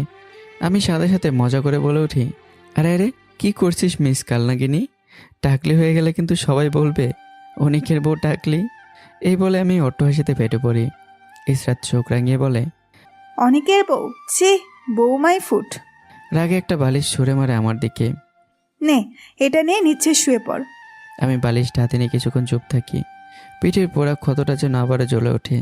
মনে মনে ভাবি, এই অবস্থায় নিচে শোয়া মানে আবারও নরক যন্ত্রণা ভোগ করতে হবে। এই কালনাগিনী, আমি উপরে শোবো। তোর ইচ্ছে হলে আমার পাশে শো, না হলে নিচে শো। আর বেশি বাড়াবাড়ি করলে সরাসরি শ্বশুর মশাইয়ের কাছে চলে যাব। কথাটা যেন সোজা ইসরাতের অহংকারে লাগে। সে কিছুক্ষণ চুপ করে থাকে, তারপর অনিশ্বাস সত্ত্বেও বিছানার একপাশে শুয়ে পড়ে। মাঝখানে একটা কোল বালিশ দিয়ে চোখ বন্ধ করে তাতে দাঁত চেপে মনে মনে বলে, মিস্টার হারামি, তোর জীবনটাকে আমি জাহান্নাম বানিয়ে ছাড়বো। আর অন্য পাশে আমি চুপচাপ শুয়ে থাকি, চোখ বন্ধ, কিন্তু ঘুম নেই। দুজন মানুষ এক বিছানায়, কিন্তু মাঝখানে যেন এক অদৃশ্য যুদ্ধরেখা, যেখানে ভালোবাসা নেই, শুধু প্রতিশোধ, রাগ আর অজানা এক ভবিষ্যতের অপেক্ষা। সকালটা যেন শুরু হলো বিস্ফোরণ দিয়ে। ইসরাতের ঘরের দরজায় ঠাস করে খুলে ভেতরে ঢুকে পড়ে তার চাচাতো বোন আয়শা, একদম নক না করেই। আর পরের মুহূর্তেই তার চোখ পড়ে বিছানায় শুয়ে থাকা দুজন মানুষের উপর। একটা তীব্র চিৎকার করে ওঠে আর কেঁপে ওঠে পুরো বাড়ি। চিৎকার শুনে ঘুম ভেঙে যায় আমার আর ইসরাতের। আমরা কিছু বোঝার আগেই এক এক করে সবাই এসে ভিড় করে সেই ঘরে। ইসরাত বিরক্ত হয়ে উঠে বসে। রুমে ঢোকার আগে নক করতে পারিস না? এত চিৎকার করলি কেন? তার জেঠিমা কড়া গলায় জিজ্ঞাসা করে। তোর সাথে এটাকে? পরিস্থিতি আরও জটিল হওয়ার আগেই আসলাম খান এগিয়ে এসে শান্ত গলায় বলেন, এটা ইসরাতের স্বামী, গতকালই ওদের বিয়ে হয়েছে। কথাটা যেন আবারও এক দফা বিস্ফোরণ ঘটায়। আসলাম খানের বড় ভাই আকরাম খান রেগে গিয়ে বলেন, এই বাড়ির বড় মেয়েকে বিয়ে দিলি আর আমাদের বললি না? আর আবির যদি জানতে পারে ইসরাতের বিয়ে হয়ে গেছে, তুই জানিস তো কি হবে? সব তছনছ করে দেবে। আসলাম খান এবার গম্ভীর হয়ে বলেন, ভাইয়া, তোমাদের আদরের ভাতিজি 2 মাসের অন্তঃসত্ত্বা। এটা জানার পর আর দেরি করিনি। আর আপাতত সবাই এই বিয়ের ব্যাপারটা আবরের কাছ থেকে গোপন রাখবে। ঘরের ভেতর নীরবতা নেমে আসে। আকরাম খান কিছুক্ষণ তাকিয়ে থেকে বলেন, ঠিক আছে, আর জামাই তুমি একটু পরে আমার সাথে দেখা করবে। আমি চুপচাপ মাথা নাড়ি। একসময় আয়েশা ঠোঁট বাঁকিয়ে বলে ওঠে, দুলাভাই, আপনার তো পরে কপাল। এমন জল্লাদ মেয়ে বিয়ে করার চেয়ে চিরকুমার থাকাই ভালো ছিল। এই কথা শুনে ইসরাত তেড়ে ওঠে। যাবি নাকি থাপ্পড় খাবি? আয়েশা হেসে বেরিয়ে যায়। সবাই চলে যাওয়ার পর ঘরে শুধু 3 জন, আসলাম খান, আমি আর ইসরাত। আসলাম খান চেয়ার টেনে বসে বলেন, অনেক তোমাকে কিছু প্রশ্ন করি। জি করুন। আসলাম খান চোখ সরু করে তাকালো। তুমি আমার মেয়ের মধ্যে এমন কি দেখলে যে তাকে পছন্দ করলে? সে তো ছেলেদের মতো বকাটে, বেয়াদব, বলতে গেলে নির্লজ্জ, বেহায়া। আমি কিছুক্ষণ চুপ থাকি, তারপর ধীরে ধীরে সব বলতে শুরু করি। ইসরাতের সেই মিথ্যে গল্পগুলো, সৎমায়ের অত্যাচারের কথা, তার প্রতি আমার নিজের দুর্বল হয়ে পড়া। শুধু বাদ দেই সেই দিনের অপমান, থাপ্পড় আর প্রপোজালের ঘটনা। শেষে আবারও বলি, এসব শুনে আমি ওর প্রতি দুর্বল হয়ে পড়ি। কিন্তু পরে জানতে পারি সবই মিথ্যা। কথাগুলো শুনে ইসরাতের চোখ লাল হয়ে ওঠে। রাগে তার শরীর কাঁপতে থাকে, তবুও তার বাবার সামনে কিছু বলতে পারে না। আসলাম খান আবারও প্রশ্ন করেন, তোমাদের বিচ্ছেদ হলো কিভাবে? আমি একটু থামি, তারপর সুযোগ বুঝে আরও আগুনে ঘি ঢালি। আমি জানতে পারি ইসরাত আমি ছাড়া আর অনেক ছেলের সাথেই সম্পর্কে জড়িত, তাই আমি নিজে ব্রেকআপ করি। এবার ইসরাত যেন ফেটে পড়বে, কিন্তু নিজেকে ধরে রাখে অনেক কষ্ট করে। আসলাম খান গম্ভীর নিঃশ্বাস ফেলে বলেন, ওর মতো মেয়ে জন্ম দেওয়া আমার জীবনের সবচেয়ে বড় ভুল। আমি কখনো চাইতাম না জোর করে ওর সাথে তোমার বিয়ে হোক। আমি চাই না ওকে বিয়ে করে তোমার জীবন নষ্ট হোক। তারপর একটু থেমেই কড়া কণ্ঠেই, কিন্তু বিয়ের আগে তোমরা এসব করেছো? আচ্ছা আঙ্কেল, আমি বুঝতে পারছি, আর কিছু বলতে হবে না। এদিকে ইসরাত মনে মনে ফুঁসছে। হারামির বাচ্চা, আমার নামে নালিশ করিস? তোর খবর আছে। ঠিক তখনই আসলাম খান তাকিয়ে বলে ওঠেন, ইসরাত, মনে মনে গালি দেওয়া হলে যা, ফ্রেশ হয়ে আয়। ইসরাত চমকে ওঠে, মনে মনে ভাবে, এই মানুষটার জন্য একটু মনে মনে কথাও বলতে পারি না, সব কিছু বুঝে যায়। চুপচাপ উঠে ঘর থেকে বেরিয়ে যায়। ইসরাত বেরিয়ে যেতেই আসলাম খান আবার আমার দিকে তাকান, কণ্ঠ এবার অনেকটা নরম। অনেক, তুমি আবার ভার্সিটিতে ভর্তি হবে, বিজনেসে মাস্টার্স করবে, আর তোমাকে আমি পূর্ণ স্বাধীনতা দিলাম। ইশরাতকে ভয় পাওয়ার দরকার নেই। তিনি ধীরে ধীরে উঠে দাঁড়ান। ভবিষ্যতে তুমি আমার ব্যবসা সামলাবে। কথাগুলো যেন আমার জীবনের মোড় ঘুরিয়ে দেয়। আসলাম খান বেরিয়ে যান। আমি কিছুক্ষণ স্থির দাঁড়িয়ে থাকি, তারপর ধীরে ধীরে ঘর থেকে বেরিয়ে খুঁজতে খুঁজতে এগিয়ে যাই আকরাম খানের রুমের দিকে। আমি ধীরে ধীরে গিয়ে দরজায় নক করি। ভেতর থেকে ভেসে আসে ভারী গলা, ভিতরে আসো। দরজা ঠেলে ঢুকতেই আকরাম খান গম্ভীর দৃষ্টিতে তাকায় আমার দিকে। কিছুক্ষণ চুপ থেকে বলেন, জামাই, আমাদের এই পরিবারের বড় ছেলে আবির, লোকজন তাকে সাইকো বলে, এক রকমের পাগল। আর সত্যি বলতে সে আমাদের জীবনের সবচেয়ে বড় পাপ। কথাগুলো শুনে আমার বুকের ভিতর হালকা কাঁপন ধরে। আমি চুপচাপ দাঁড়িয়ে থাকি। আকরাম খান আবারও বলেন, ইসরাতের জন্য সে পাগল, একেবারে উন্মাদ। এখন পর্যন্ত 3 জনের হাত কেটে দিয়েছে শুধু ইসরাতের হাত ধরা অপরাধে।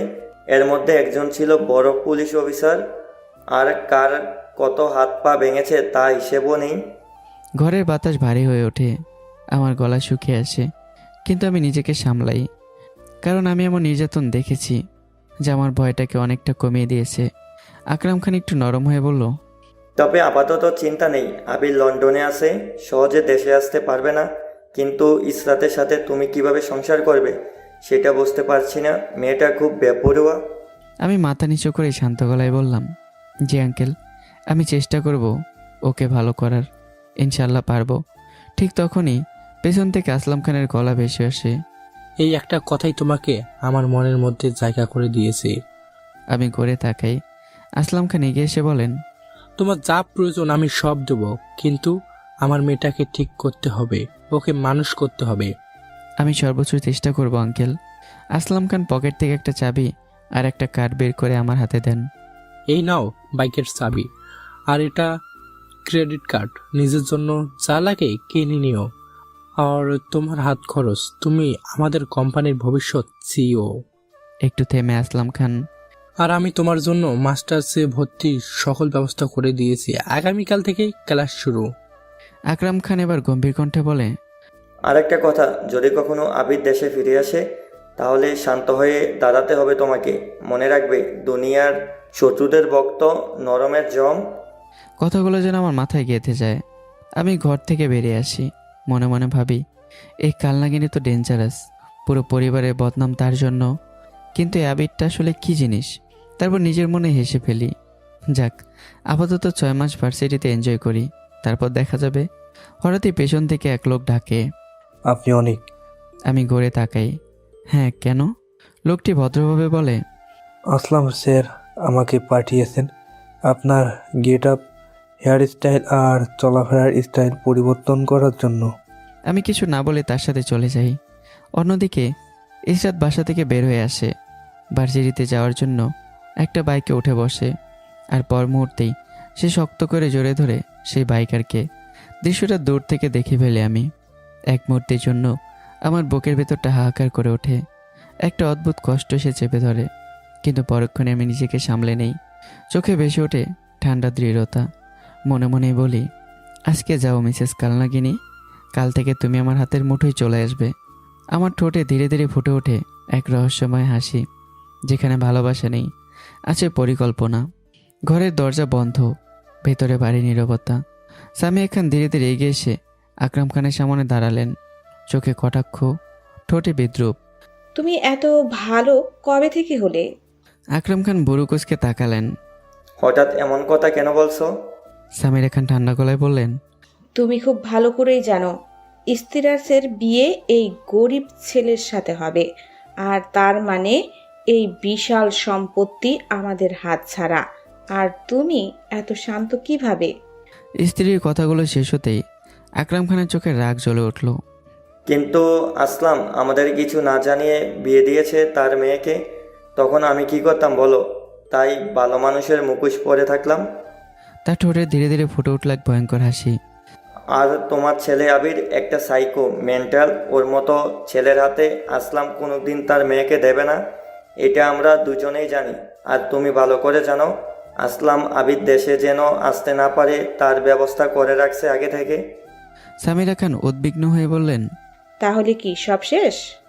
আকরাম খান ধীরে ধীরে উঠে দাঁড়ালেন, জানালার দিকে তাকিয়ে কিছুক্ষণ চুপ করে থাকলেন। তারপর ঘুরে দাঁড়িয়ে নিচেও ঠান্ডা কণ্ঠে বললেন, না, কিছুই শেষ হয়নি। ঘরের বাতাস যেন থমকে গেল। ওই ভিখারি ছেলেটাকে একটা মিথ্যা অভিযোগে ফাঁসাবো, না হলে একেবারে উপরে পাঠিয়ে দেব। সামিরা খান চমকে উঠলেও পরক্ষণে ঠোঁটে হাসি ফুটে ওঠে। তারপর? আকরাম খান ধীরে ধীরে বলে, তারপর আসলামের মেয়ে হবে ডিভোর্সি বা বিধবা, আর তখন মানবতার হাত বাড়িয়ে আমাদের আবিরটাকে বিয়ে করবে। ঘরে অট্টহাসিতে গুঞ্জরিত হয়। দুজনের হাসি দেয়ালের সাথে ধাক্কা লেগে ফিরে আসে। অন্যদিকে এক ভয়ঙ্কর সত্য, বিকেলের আলো নিস্তেজ। আসলাম খান বসে আছেন, সামনে রহিম। কি হলো? আমার জামাইকে ঠিক করে দিয়েছো তো সবকিছু? জি স্যার। ছেলেটা কেমন লাগলো? রহিম কিছুক্ষণ চুপ থাকে, তারপর নিচু গলায় বলে, স্যার ছেলেটা খুব সহজ সরল, কিন্তু ভিতরে অনেক আগুন, আর ওর ওপর ভয়ঙ্কর নির্যাতন হয়েছে। আসলাম খান কপাল কুঁচকে বলে, কিভাবে বুঝলে? রহিমের কণ্ঠ ভারী হয়ে আসে। স্যার কাপড় ট্রাই করানোর সময় গেঞ্জি খুলতেই দেখি ওর পিঠটা মানুষের মতো না, মনে হচ্ছিল বারবার অ্যাসিডে ঝলসে পুড়িয়ে দেওয়া হয়েছে তার পিঠ। রহিম একটু থামে। এক জায়গায় এখনো কাঁচা মাংস দেখা যাচ্ছিল, মনে হয়েছে এই তো গতকাল পুড়িয়েছে, গন্ধটা অসহ্য। আসলাম খান হঠাৎ উঠে দাঁড়ালো, কি বলছো তুমি? তার চোখে বিস্ময়, ক্ষোভ আর এক অদ্ভুত মায়া। তিনি ধীরে ধীরে ফিসফিস করে বলেন, এই ছেলেটা এত কষ্ট নিয়ে বেঁচে আছে? পরদিন সকাল, বিশ্ববিদ্যালয়ের গেট, চিরচেনা কোলাহল, আড্ডা, হাসি। হঠাৎ একটা বাইকের তীক্ষ্ণ গর্জনে পুরো পরিবেশ চিরে দেয়। সবাই একসাথে তাকায়। গেট দিয়ে ঢুকছে কালো চকচকে R15, ধীরে আত্মবিশ্বাসী ভঙ্গিতে। বাইকটা থামতেই হেলমেট খুলে ফেলে ছেলেটা। আর সেই মুহূর্তে সমস্ত শব্দ যেন স্তব্ধ হয়ে যায়, যেন এক নতুন অনিক। কিন্তু এটা আগের সে অনিক না। চুলে স্টাইল করে কাটা, পরনে নিখুঁত ফিটিং শার্ট, হাতে দামি ঘড়ি, চোখে ঠান্ডা তীক্ষ্ণ আত্মবিশ্বাস। আমি বাইক থেকে নামতেই চারপাশে ফিসফাস ছড়িয়ে পড়ে। ওইটা কি অনেক? অসম্ভব দোস্ত, পুরো হিরো লাগছে। ক্যাম্পাসের একপাশে দাঁড়িয়েছিল ইসরাত আর নেহা। বাইকটা দেখে তারাও তাকায়। প্রথমে চিনতে পারে না, তারপর ইসরাতের চোখ বড় বড় হয়ে যায়। ওটা অনেক? দোস্ত, ও তো পুরো বদলে গেছে। আমি ধীরে ধীরে হাঁটছি। আমার প্রতিটি পদক্ষেপ আত্মবিশ্বাসে ঝরে পড়ছে। মেয়েদের চোখ আটকে আছে আমার ওপর। উফ, আগে খেয়াল করিনি, এত হ্যান্ডসাম, পুরো ক্রাশ। ইসরাত স্থির হয়ে দাঁড়িয়ে থাকে, তার বুকের ভিতর অদ্ভুত কাঁপন। এই ছেলেটা, এই পরিবর্তন কিভাবে?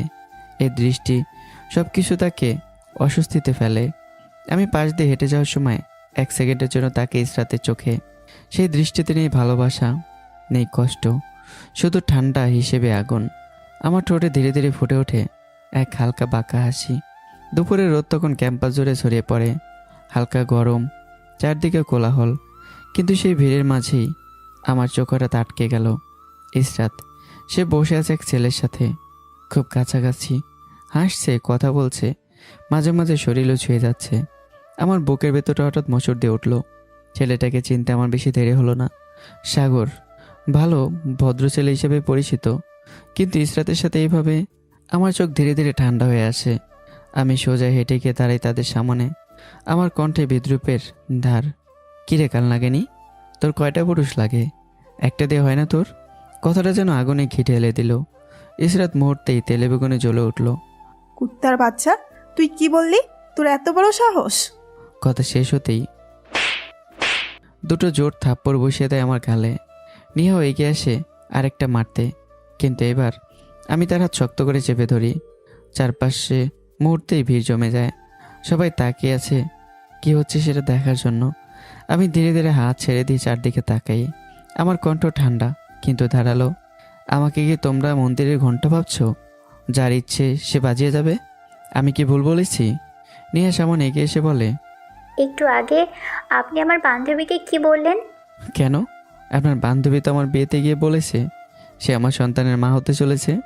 চারপাশে গুঞ্জন ছড়িয়ে পড়ে। আমি মোবাইল বের করে ভিডিওটা প্লে করে দিই। ভিডিওতে সবার সামনে দাঁড়িয়ে ইসরাত বলছে, আমি অনেকের সন্তানের মা।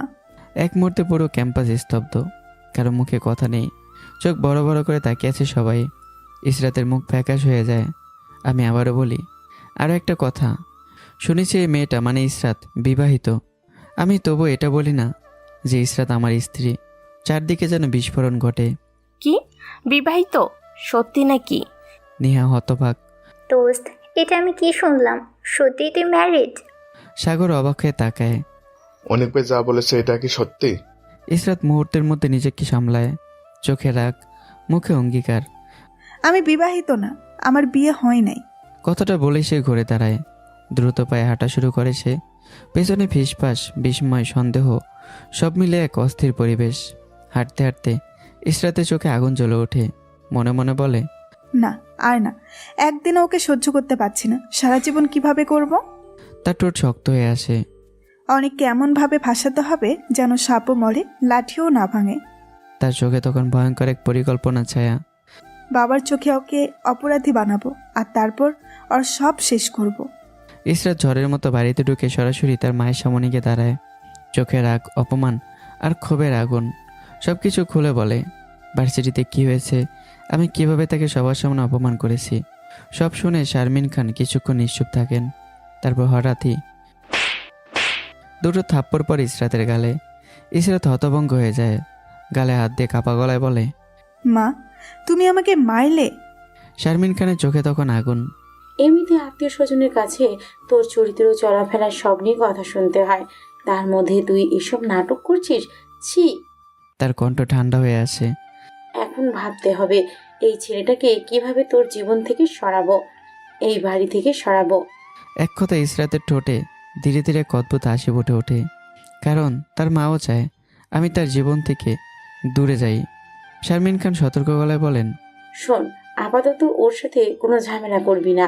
আর যদি তোর বাবা জেনে যায় তুই আসলে গর্ভবতী না আর প্রতিশোধ নিতে এসব করছিস, তাহলে তোকে ত্যায্য কান্না করে দিবে, সব সম্পত্তি হাতছাড়া হবে, দান করে দিবে গরিবদের।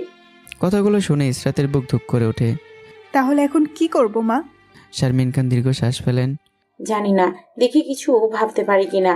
তুই আপাতত চুপ থাক, আর কোনো বয়ফ্রেন্ড নিয়ে নতুন ঝামেলা করবি না।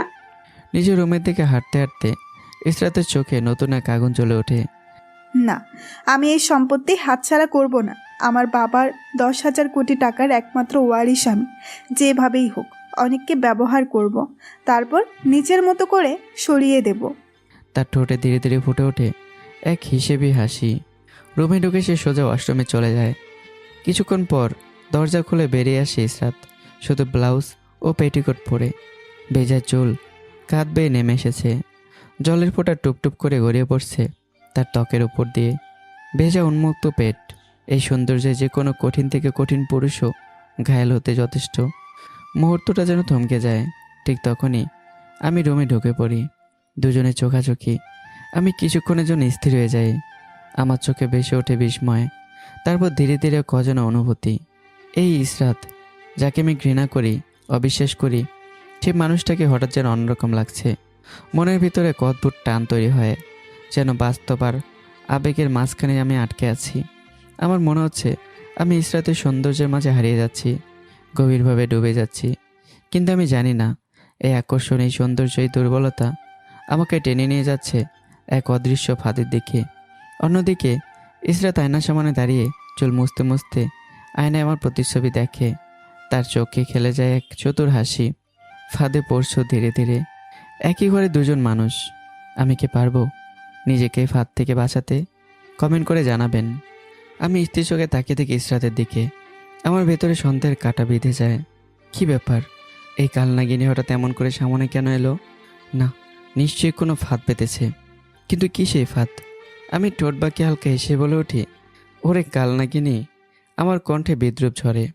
এইভাবে নিজেকে সামনে এনে আমাকে কাবু করতে পারবি ভাবছিস? তুই ভুল ভাবছিস। তুই এমন এক মেয়ে যাকে অনেকে কাছে চাইবে, কিন্তু জীবনের জন্য নয়, ভোগ করার জন্য। কথাগুলো ছুরির মতো বিঁধে যায়। ইসরাতের চোখে আগুন জ্বলে ওঠে। মনে মনে সে ফিসফিস করে, এই হারামি দেখে সব বুঝে ফেলছে, আবার আমাকেই অপমান করছে। সে ঠোঁট শক্ত করে বলে, আমার ভার্সিটির সাগরকে তো চিনিস, সবচেয়ে ভদ্র ভালো ছেলে। সে আমাকে ভালোবাসে। আর শুধু সে না, এমন অনেক আছে যারা আমাকে বিয়ে করতে পাগল। আমি এবার ধীরে ধীরে সামনে এগিয়ে যাই। আমার চোখে এক অদ্ভুত দৃঢ়তা। ঠিক আছে, আমরা দুজনেই জানি কে কেমন ভালো ভদ্র। তুই যদি এমন একজন ছেলেকে খুঁজে আনতে পারিস যে তোকে সত্যিকারে ভালোবেসে বিয়ে করতে চায়, তাহলে আমি তোর স্বামী হয়েও তোর গোলাম হয়ে থাকবো। তুই যেভাবে বলবি সেভাবেই চলবো। এক কথায় তোর হাতের পুতুল। ঘরের বাতাস যেন ভারী হয়ে ওঠে। ইসরাত এক মুহূর্ত দেরি করে না। ওকে, চ্যালেঞ্জ অ্যাকসেপ্ট, কিন্তু পরে কোনো পোল্টে দিতে পারবি না। আমি গরিব হতে পারি, কিন্তু এক কথার মানুষ। তারপর হঠাৎই একটা শর্ত ছুড়ে দেই। তবে শর্ত একটা, যে ছেলে তোকে বিয়ে করতে চাইবে তাকে আগে জানাতে হবে বিয়ের পর তোর বাবার সম্পত্তি থেকে সে 1 টাকাও পাবে না, কারণ এই বিয়ের পর তোর বাবা তোকে ত্যায্য কন্যা করে দেবে। আমি গভীরভাবে তাকাই ইসরাতের চোখে। তখন বোঝা যাবে সে তোকে ভালোবাসে নাকি তোর বাবার টাকাকে। কথাগুলো এবার ইসরাতকে থামিয়ে দেয়। এক মুহূর্ত চিন্তা করে, তারপর ঠোঁট কামড়ে বলে, তুই হারামি হলেও আজ একটা সত্যি কথা বলেছিস। ঠিক আছে, আমি এভাবেই বলবো। আমি এবার শেষ আঘাতটা হানি। আর তুই হারলে তুই আমার গোলাম হবি। ঘরের নীরবতা আরও গাঢ় হয়ে ওঠে। ইসরাত কিছুক্ষণ চুপ থাকে, তারপর ধীরে মাথা তোলে। ঠিক আছে। চোখে জেদ, ঠোঁটে চ্যালেঞ্জ। খেলা এবার সমানে সমান। অন্যদিকে আসলাম খান বসে আছে রহিমকে নিয়ে তার কেবিনে। তার চোখে চিন্তার ছায়া, কণ্ঠে ক্লান্তি। জানিস রহিম, আমার বাবা আমাদের 2 ভাইকে সমান সম্মতি ভাগ করে দিয়ে গেছেন। আমি সেই টাকা ব্যবসায় লাগিয়ে আজ এখানে পৌঁছেছি। আজকে খান টেক্সটাইল বাংলাদেশের স্বনামধর্ম প্রতিষ্ঠান। একটু থামেন। আর আমার বড় ভাই স্ত্রীর কথায় পরে সব শেষ করে ফেলল। বউয়ের কথা শুনে নিজের শালাদের হাতে টাকা তুলে দিয়ে পরে সেই শালা তাকে ধোকা দিয়ে বাহির করে দিল। শেষে নিজেই ঘর ছাড়া হলো। রহিম বিস্ময়ে বলে, এরপরও বড় স্যার ওনার স্ত্রী কথাই চলে। আসলাম খান হালকা হেসে মাথা নাড়েন।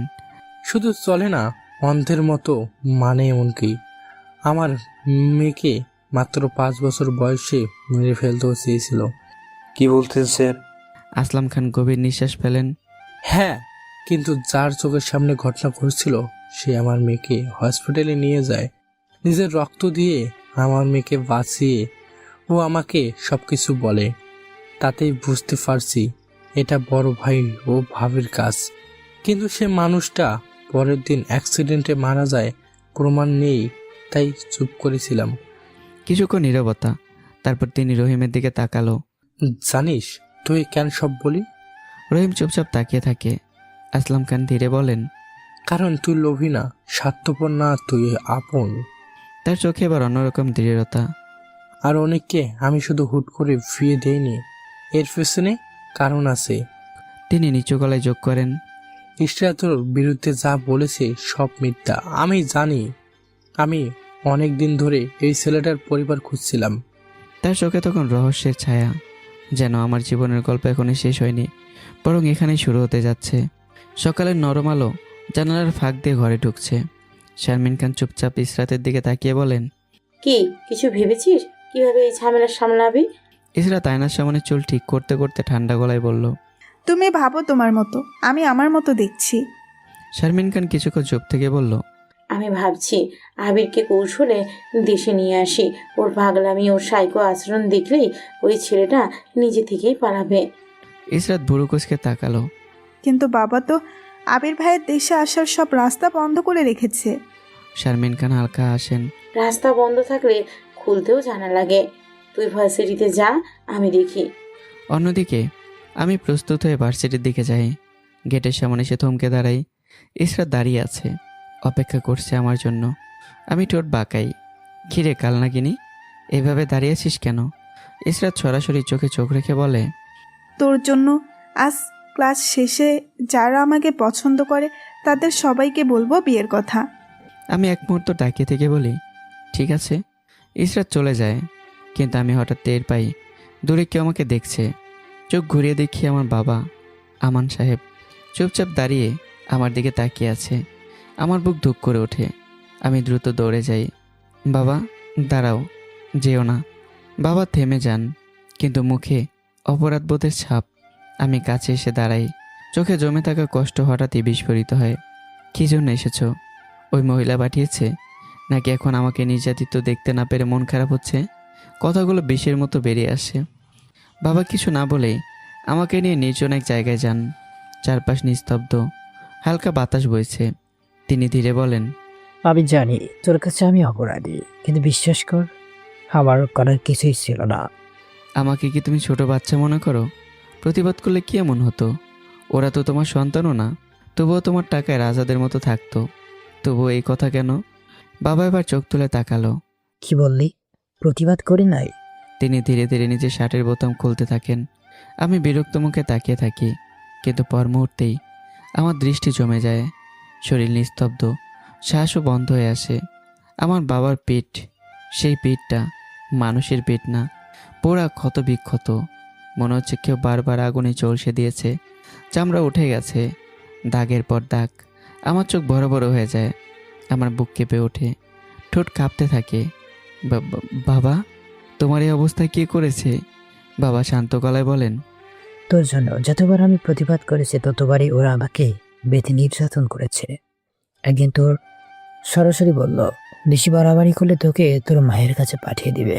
তখন থেকে আমি একেবারে চুপ হয়ে যাই, অন্তত আমার সন্তান বেঁচে থাকবে। কথাটা শুনে আমার চোখ দিয়ে পানি গড়িয়ে পড়ে। আমি আর দাঁড়িয়ে থাকতে পারি না।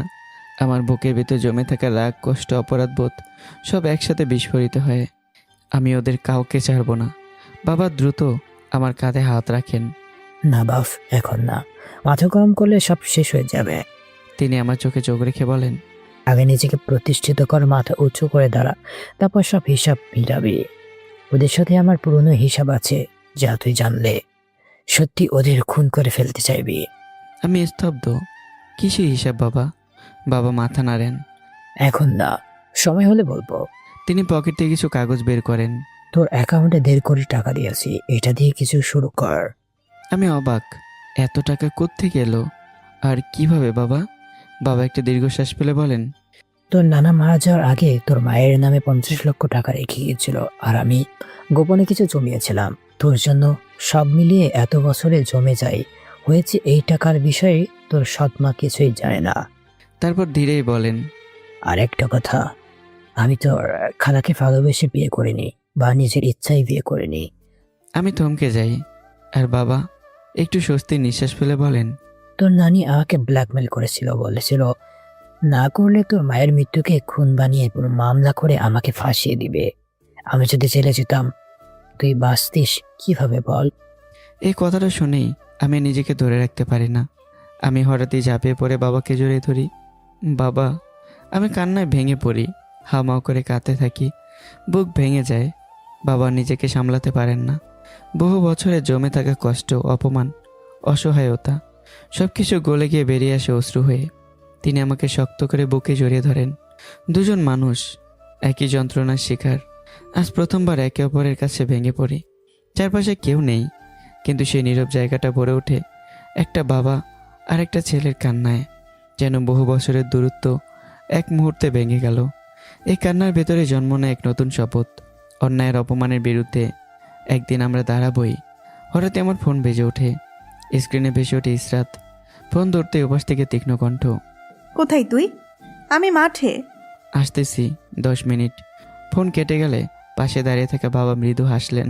কি বৌমা? আমি একটু থমকে যাই, তারপর ঠোঁটে চুপচাপ হাসি ফুটে ওঠে। আচ্ছা বাবা, আমি যাই, পরে কথা হবে। হাঁটতে হাঁটতে আমার চোখ ভিজে ওঠে। ভেবেছিলাম এই পৃথিবীতে আমার কেউ নেই, কিন্তু ভুল ছিলাম।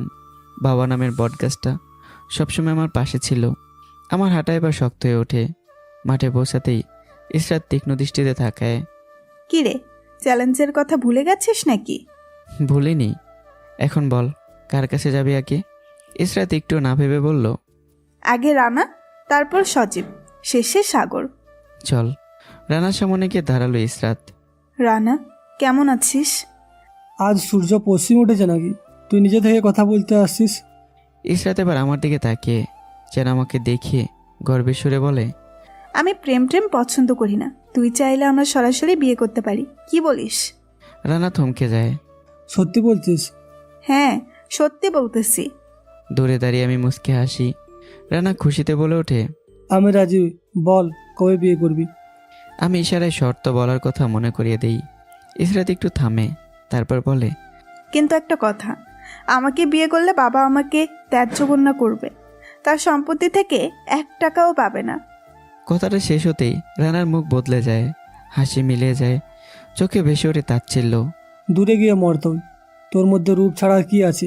প্রতিদিন নতুন নতুন ছেলের সাথে ঘষাঘষি করিস, ছেলেদের সাথে প্রেমের অভিনয় করিস। রানা আঙ্গুল তুলে বলে, কিছুদিন আগেও তো ওই অনিক ভাইয়ের সাথে যা করলি, তোর বাবার টাকা ছাড়া তোর ওই 2 টাকার মূল্যও নেই। চারপাশ নিস্তব্ধ হয়ে যায়। ইসরাত কেঁপে ওঠে, ছি রানা, তোমাকে আমি ভালো মানুষ ভাবতাম। রানা থামিয়ে দিয়ে বলে, তোর ভালোর গোষ্ঠীর গিলায় তোর মতো মেয়ের সাথে শারীরিক সম্পর্ক করা যায়? ভালোবাসার যায় না, শুধু এনজয়ের জন্য। Not for love, just for enjoy. এই কথাটাই যেন চুরি হয়ে বিঁধে যায়। রাগে ইসরাত হাত তোলে থাপ্পড় দেওয়ার জন্য, কুত্তার বাচ্চা। কিন্তু রানা তার হাত শক্ত করে ধরে ফেলে, চোখে চোখ রেখে বলে, আমাকে সহজ ভাবিস না। তোর মতো মেয়েকে কেউ বিয়ে করবে না, শুধু ব্যবহার করবে, ভোগ করবে তোর এই রূপ সৌন্দর্যকে। হাত ছেড়ে দিয়ে চলে যায় রানা। মাঠের মাঝখানে দাঁড়িয়ে থাকে ইসরাত, মাথা নিচু, লজ্জা অপমান সব মিলে সে যেন পাথর হয়ে গেছে। ঠিক তখনই পেছন থেকে ভেসে আসে হাততালির শব্দ। আমি হাসতে হাসতে বলি, দেখলি তো, তোর বাবার টাকা ছাড়া তোর কোনো মূল্য নেই। আর তোর এই সৌন্দর্য, ওটা শুধু ব্যবহার করার জন্য, ভোগ করার জন্য। ভাগ্য ভালো এই বিষয়গুলো কেউ দেখেনি, শোনেনি। ইসরাত কি সত্যি হেরে যাবে? সত্যি কি ইসরাত আমার হাতের পুতুল হয়ে থাকবে, নাকি উল্টো গভীর সমুদ্রে ডুবে যাব আমি? কমেন্ট করে জানাবেন। এই গল্পের অনেক রহস্য আছে, যেগুলোর জট আস্তে আস্তে খুলবে, তখন শরীরের লোম দাঁড়িয়ে যাবে। রানার পরেবার ইসরাত খুঁজে বের করলো সজীবকে। সজীবের সামনে গিয়ে দাঁড়িয়ে এক মুহূর্ত দেরি না করে বলল, সজীব, আমি তোকে বিয়ে করতে চাই। সব কিছু জেনেই বলছি। ও সব বলে। সজীবের কৌতূহল বেড়ে যায়। সজীব প্রথমে অবাক, তারপর হেসে ওঠে তাচ্ছিল্যে। আরে ইসরাত, তোকে আমি পছন্দ করি শুধু তোর বাবার টাকার জন্য। কথাটা শুনে মাথা নষ্ট হয়ে যায়। সে আরও এগিয়ে আসে। ওটা ছাড়া তোকে বিয়ে করব কি জন্য? আমাকে কি পাগল কুকুর কামড়েছে নাকি? যা দূরে গিয়ে মর। শব্দগুলো যেন ইসরাতের গায়ে আগুন হয়ে পড়ে। আমি দূরে দাঁড়িয়ে মুচকে হাসছি, আর ইসরাত মাথা নিচু করে লজ্জায় নিজেকে লুকাতে চায়। সজীব চলে যায়। আমি ধীরে ধীরে এগিয়ে যাই। কিরে, দুজনেই তো চলে গেল, এখন বাকি তোর সাগর। ইসরাত দাঁত কামড়ে ধরে। একটু দাঁড়া, আমি ফোন দিচ্ছি। ফোনে কাপা গলা। সাগর, তুই পুকুর পাড়ে আসবি? জরুরি কথা আছে। সাগর বিরক্ত হয়েই, মোবাইলে বল। প্লিজ আয় না। আর আমি যা বলবো তুই শুধু হ্যাঁ বলবি, প্লিজ। কিছুক্ষণ পর সাগর আসে। বল, কেন ডাকছিস? ইসরাত সরাসরি বলে, সাগর, আমাকে বিয়ে করবি? সাগর হতভম্ব। হঠাৎ বিয়ের কথা কেন? বাবা আমাকে জোর করে বিয়ে দিচ্ছে। আমি তোকে বিয়ে করব, কিন্তু তারপর বাবা আমাকে ত্যায্য কন্যা করবে বলেছে। এক সেকেন্ড নীরবতা, তারপর সাগরের ঠোঁটে তার ছেলের হাসি। মানে আমি তোকে বিয়ে করলে তুই কিছু পাবি না, আর এমনিতে তুই আমার টাইপের না। ইসরাত কাপা গলায় বলে, মানে তুই আমাকে বিয়ে করবি না? তাহলে এতদিন? সাগর হাত তুলে থামিয়ে দেয়। এতদিন তোকে নিয়ে টাইম পাস করছি, এনজয় করার জন্য, এটাই ছিল। তার কণ্ঠ ঠান্ডা, নির্মম। বিয়ে ভুলিও না, আমার বাবার সম্পত্তির অভাব আছে। কথা শেষ করে সে চলে যায়। চারপাশে যেন নিস্তব্ধ। ইসরাত দাঁড়িয়ে আছে, একদম পাথরের মতো, চোখে জল, কিন্তু সে কাঁদতেও পারছে না। পেছন থেকে আবারও সেই হাততালি শব্দ। আমি হাততালি দিয়ে হাসতে হাসতে সামনে গিয়ে বলি, দেখলি তো ইসরাত, জীবনটাও তো সহজ নয়। সত্যিকারে ভালোবাসা পাওয়া খুব কঠিন। এই বলে চলে যেতে ঘুরে দাঁড়াই। ঠিক তখনই নরম একটা হাত এসে পড়ে ইসরাতের কাঁধে। সে চমকে দাঁড়ায়। মিহির চোখে কষ্ট, কিন্তু কণ্ঠে দৃঢ়তা। দোস্ত, তোর সাথে কম কথা বলি, কারণ তুই নেহার খারাপ বুদ্ধিতে চলিস। আজ তো সব দেখলাম। একটু থামে। কেন করছিস এসব জানি না, কিন্তু আজ একটা জিনিস শিখলি। ইসরাত চুপ, চোখ ভেজা। মিহি ধীরে বলে, জীবনে যদি কখনো সত্যিকারের ভালোবাসা আসে, সব অহংকার ফেলে আগলে রাখিস। টাকা রূপ সব একদিন চলে যাবে, কিন্তু যে মানুষটা তোকে মন থেকে ভালোবাসবে, সে মৃত্যুর আগ পর্যন্ত তোর হাত ছাড়বে না। কথাগুলো ইসরাতের অন্তরে স্পর্শ করে ফেলে। ঠিক তখনই নেহা এসে হাজির। ইশরাত, তুই কাঁদছিস কেন? মিহি কিছু বলেছে? এরই মধ্যে আমি আবার ফিরে যাই। আমার চোখে অদ্ভুত এক দৃষ্টি। খেয়ে ইসরাত বাসায় যাবে না? ইসরাত অবাক, কারণ এই প্রথম আমি তাকে কালনাগিনী না বলে স্বাভাবিকভাবেই ডাকলাম। নেহা অবাক হয়ে বলে, কি রে ইশরাত, অনেক ভাই তোকে বাসায় যেতে বলছে কেন? একের পর এক বন্ধুরা জড়ো হয়। চারপাশে উত্তেজনা, ফিসফাস, প্রশ্ন। মিহিও তাকিয়ে। কি রে, কিছু বল। আমি এবার আরও কাছে যাই। চোখে চোখ রেখে বললাম, শুনতে পাওনি? বাসায় যাবে না? নেহা সামনে এসে দাঁড়ায়। অনেক ভাই আপনি কে? আমার বান্ধবী বাসায় যাবে কিনা সেটা বলার আপনি কে? ঠিক তখনই সবাইকে স্তব্ধ করে দিয়ে ইসরাত মাথা তুলে দাঁড়ায়। তার চোখে আর আগের সে লজ্জা নেই, বরং অদ্ভুত এক দৃঢ়তা। তার ঠোঁট কাঁপে। তারপর, অনেক আমার হাজব্যান্ড, তার বলার সম্পূর্ণ অধিকার আছে। 1 সেকেন্ড, 2 সেকেন্ড, পুরো জায়গাটা জমে যায়। নেহার মুখ হা হয়ে যায়। কি? মিহির চোখ বড় বড় হয়ে যায়। সে বিশ্বাসই করতে পারছে না। চারপাশে বন্ধুদের মধ্যে শোরগোল। কি বললো স্বামী? ওরা বিয়ে করেছে? কখন? কারো চোখে অবিশ্বাস, কারো চোখে বিস্ময়, কারো চোখে শক। মুহূর্তটা যেন সময়কে থামিয়ে দেয়। আমি নিজেও জমে গেছি। চোখ বড় বড় হয়ে গেছে, শ্বাস আটকে আসছে। ইসরাত আমাকে স্বামী বলল। সে আমাকে স্বামী হিসেবে মেনে নিচ্ছে। আমার বুকের ভিতর কেমন একটা ঝড় ওঠে। ইসরাত আবার বলে, আরও স্পষ্ট, আরও দৃঢ় কণ্ঠে, আর আমার উপর সম্পূর্ণ অধিকার আছে। এই কথার পরই চারপাশে যেন বিদ্যুৎ খেলে যায়। সবাই স্তব্ধ, কেউ কথা বলতে পারছে না। আর আমি শুধু তাকিয়েছি ইসরাতের দিকে। আমার চোখে প্রশ্ন, বিস্ময় আর অদ্ভুত এক অনুভূতি, যেটার নাম হয়তো ভালোবাসা। নিহা তার ছেলের হাসি হেসে বলে ওঠে, ইশরাত, তুই মজা নিচ্ছিস তাই না? মেয়ে মাথা নাড়িয়ে যোগ করে, একদম 100% শিওর, না হলে একটু আগেই সজীব রানা সাগরের সাথে চা করলি। কথা শেষ হওয়ার আগেই ইসরাত হঠাৎ এগিয়ে আসে আমার দিকে। সবাই কিছু বুঝে ওঠার আগেই সে দু হাতে আমার মুখটা ধরে ফেলে, আর পরের মুহূর্তেই তার ঠোঁট বসে যায় আমার ঠোঁটে। 1 সেকেন্ড 2 সেকেন্ড সময় যেন থেমে যায়। চারপাশে নীরবতা, কেউ শ্বাস নিচ্ছে কিনা তা বোঝা যাচ্ছে না। নিহার চোখ বড় বড় হয়ে যায়, মুখ খোলা কিন্তু শব্দ নেই। মিহি স্থির হয়ে দাঁড়িয়ে থাকে, তার চোখে অবিশ্বাসের ঝড়। চারপাশের সবাই এক একটা মূর্তির মতো জমে গেছে। কারো হাতে থাকা ফোন নিচে পড়ে যায়, কারো ঠোঁট কাঁপে, কিন্তু শব্দ বের হয় না। আর আমি যেন পাথর, আমার শরীর শক্ত হয়ে গেছে, চোখ বন্ধ, মস্তিষ্কও কাজ করছে না। এটা কি হচ্ছে? 2 মিনিট, 2টা দীর্ঘ শ্বাসরুদ্ধকর মিনিট। তারপর ইসরাত ধীরে সরে আসে। চারপাশে এখনো নীরবতা, শুধু হালকা বাতাসের শব্দ। ইসরাত ঠান্ডা দৃঢ় কণ্ঠে বলে, এরপরেও যদি বিশ্বাস না করিস তাহলে সেটা তোদের ব্যাপার। কেউ কিছু বলতে পারে না।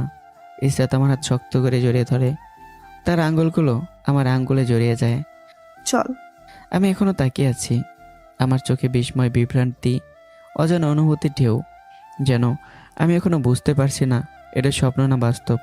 হাঁটতে হাঁটতে হঠাৎ ইসরাত আমাকে চিমটি কাটে। এখন বুঝছো, স্বপ্ন না বাস্তব। সে একটু হেসে ফিসফিস করে বলে, আর আমাকে এত দেখতে ইচ্ছে হলে বাসায় গিয়ে মন ভরে দেখো।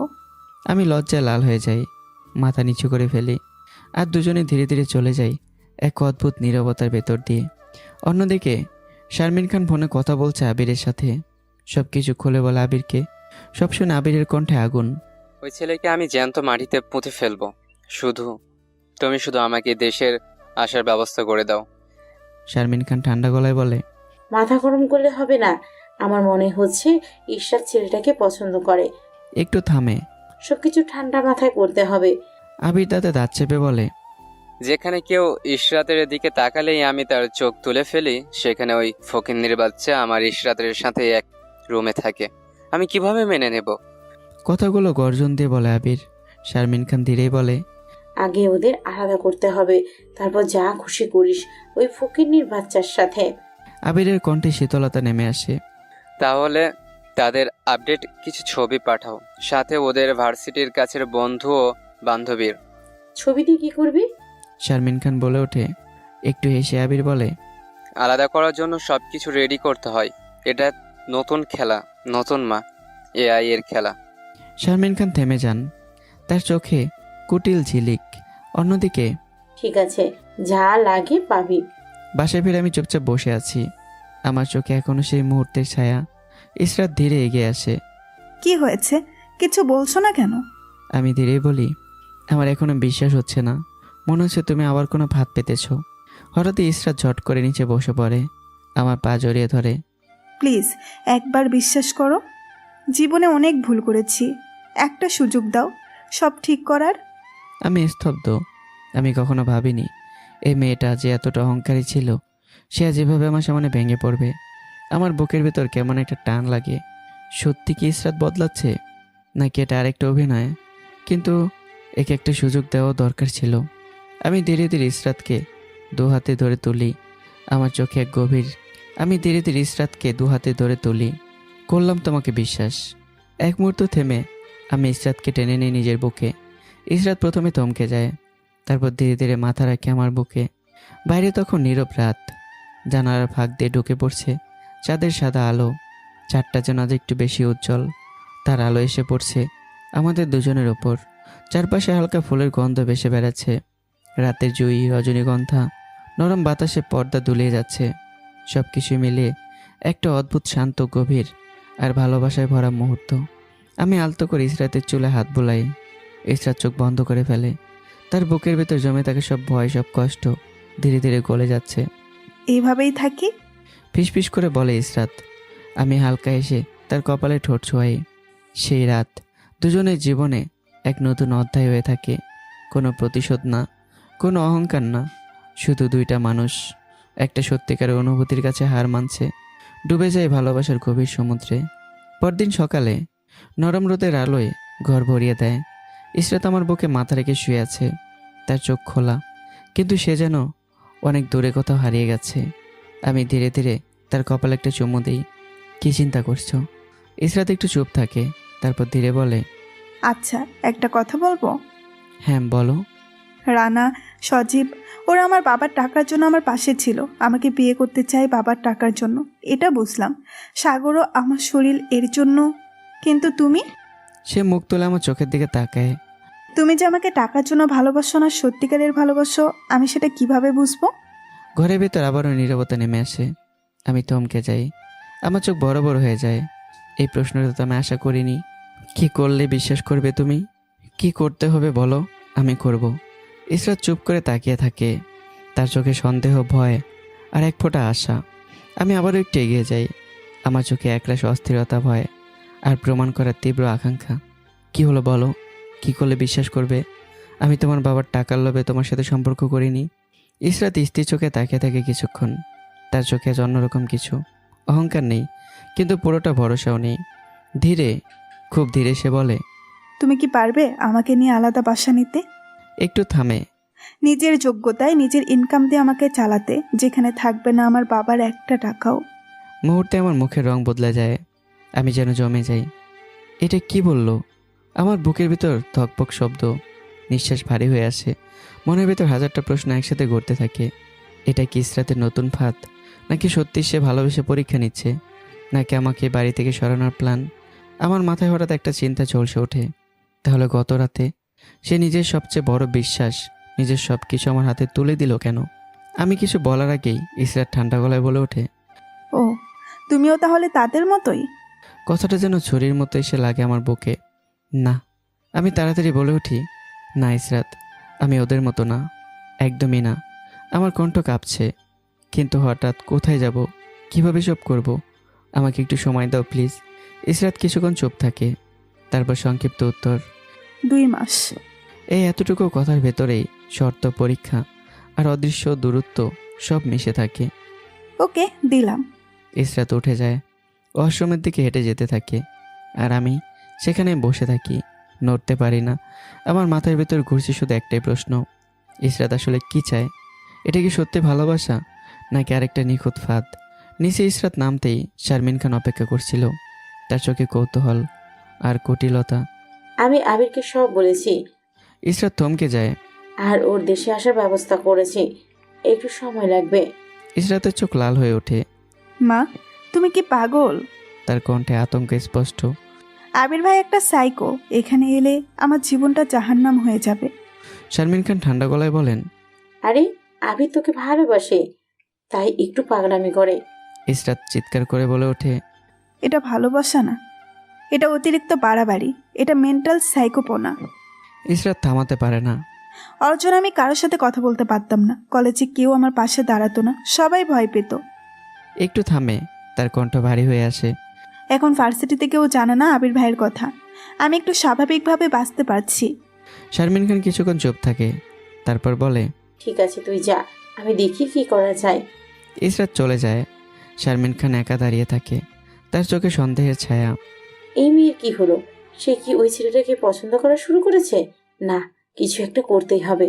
তার ঠোঁটে ধীরে কুটিল হাসি ফুটে ওঠে। সে ফোন তুলে নেয়, আবারও কল করে। ওপাশ থেকে আবিরের কণ্ঠ, হ্যাঁ ছোট মা। সব শুনে আবিরের গলা ঠান্ডা হয়ে যায়, ভয়ঙ্কর ঠান্ডা। তুমি চিন্তা করো না ছোট মা, আমি দেশে আসতে সময় লাগবে, কিন্তু তার আগেই সব কিছু হয়ে যাবে। একটা অদ্ভুত হাসি তার কণ্ঠে মিশে যায়। একটু থামে, লাইন কেটে যায়। দূরে কোথাও যেন ঝড় তৈরি হচ্ছে, আর সেই ঝড় ধীরে ধীরে এগিয়ে আসছে আমার আর ইসরাতের জীবনের দিকে। ইসরাত ভার্সিটির মাঠে পা রাখতেই নিহা যেন অপেক্ষায় ছিল। সে একদম ঝাঁপিয়ে পড়ে ইসরাতের সামনে। ইশরাত, সত্যি করে বল, কি হচ্ছে এসব? ইসরাত চারপাশে একবার তাকায়, তারপর নিঃশ্বাস ফেলে বলে, চল একটু সাইডে যাই।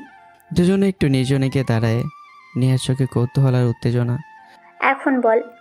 ইসরাত ধীরে ধীরে বলতে শুরু করে, সেদিনের বিয়ের ঘটনা, মিথ্যা গর্বের কথা, আমার সাথে পুরনো সম্পর্ক, গত রাতে সেই মুহূর্ত, সব কিছু। সব শুনে নিহার চোখ কপাল উঠে যায়। কি বললি? তুই গত রাতে অনেক ভাইয়ের সাথে রোম্যান্স করেছিস? ইসরাত তাড়াতাড়ি তার মুখ চেপে ধরে। আসতে বল, না হলে পুরো ভার্সিটি জেনে যাবে। নেহা একটু থামে, তারপর ফিসফিস করে বলে, ঠিক আছে, কিন্তু একটা কথা বল, তুই তো ওকে আলাদা হওয়ার কথা বলেছিস, তাহলে চলবে কিভাবে?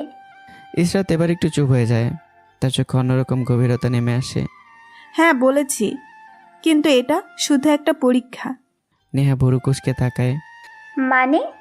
আমি আমার বাবার একমাত্র ওয়ারিশ, এটা সত্যিটা সবাই জানে। যদি ও সত্যিই আমাকে ভালোবাসে তাহলে আমার টাকার দরকার হবে না ওর কাছে। তার কণ্ঠ নরম হয়ে আসে, সে মাটির দিকে তাকায়। আর যদি ওর ভালোবাসা সত্যিই হয়, আমি নিজেই ওকে নিয়ে ফিরে আসবো। একটু থামে, তার চোখে অদ্ভুত এক সত্যের ঝিলিক।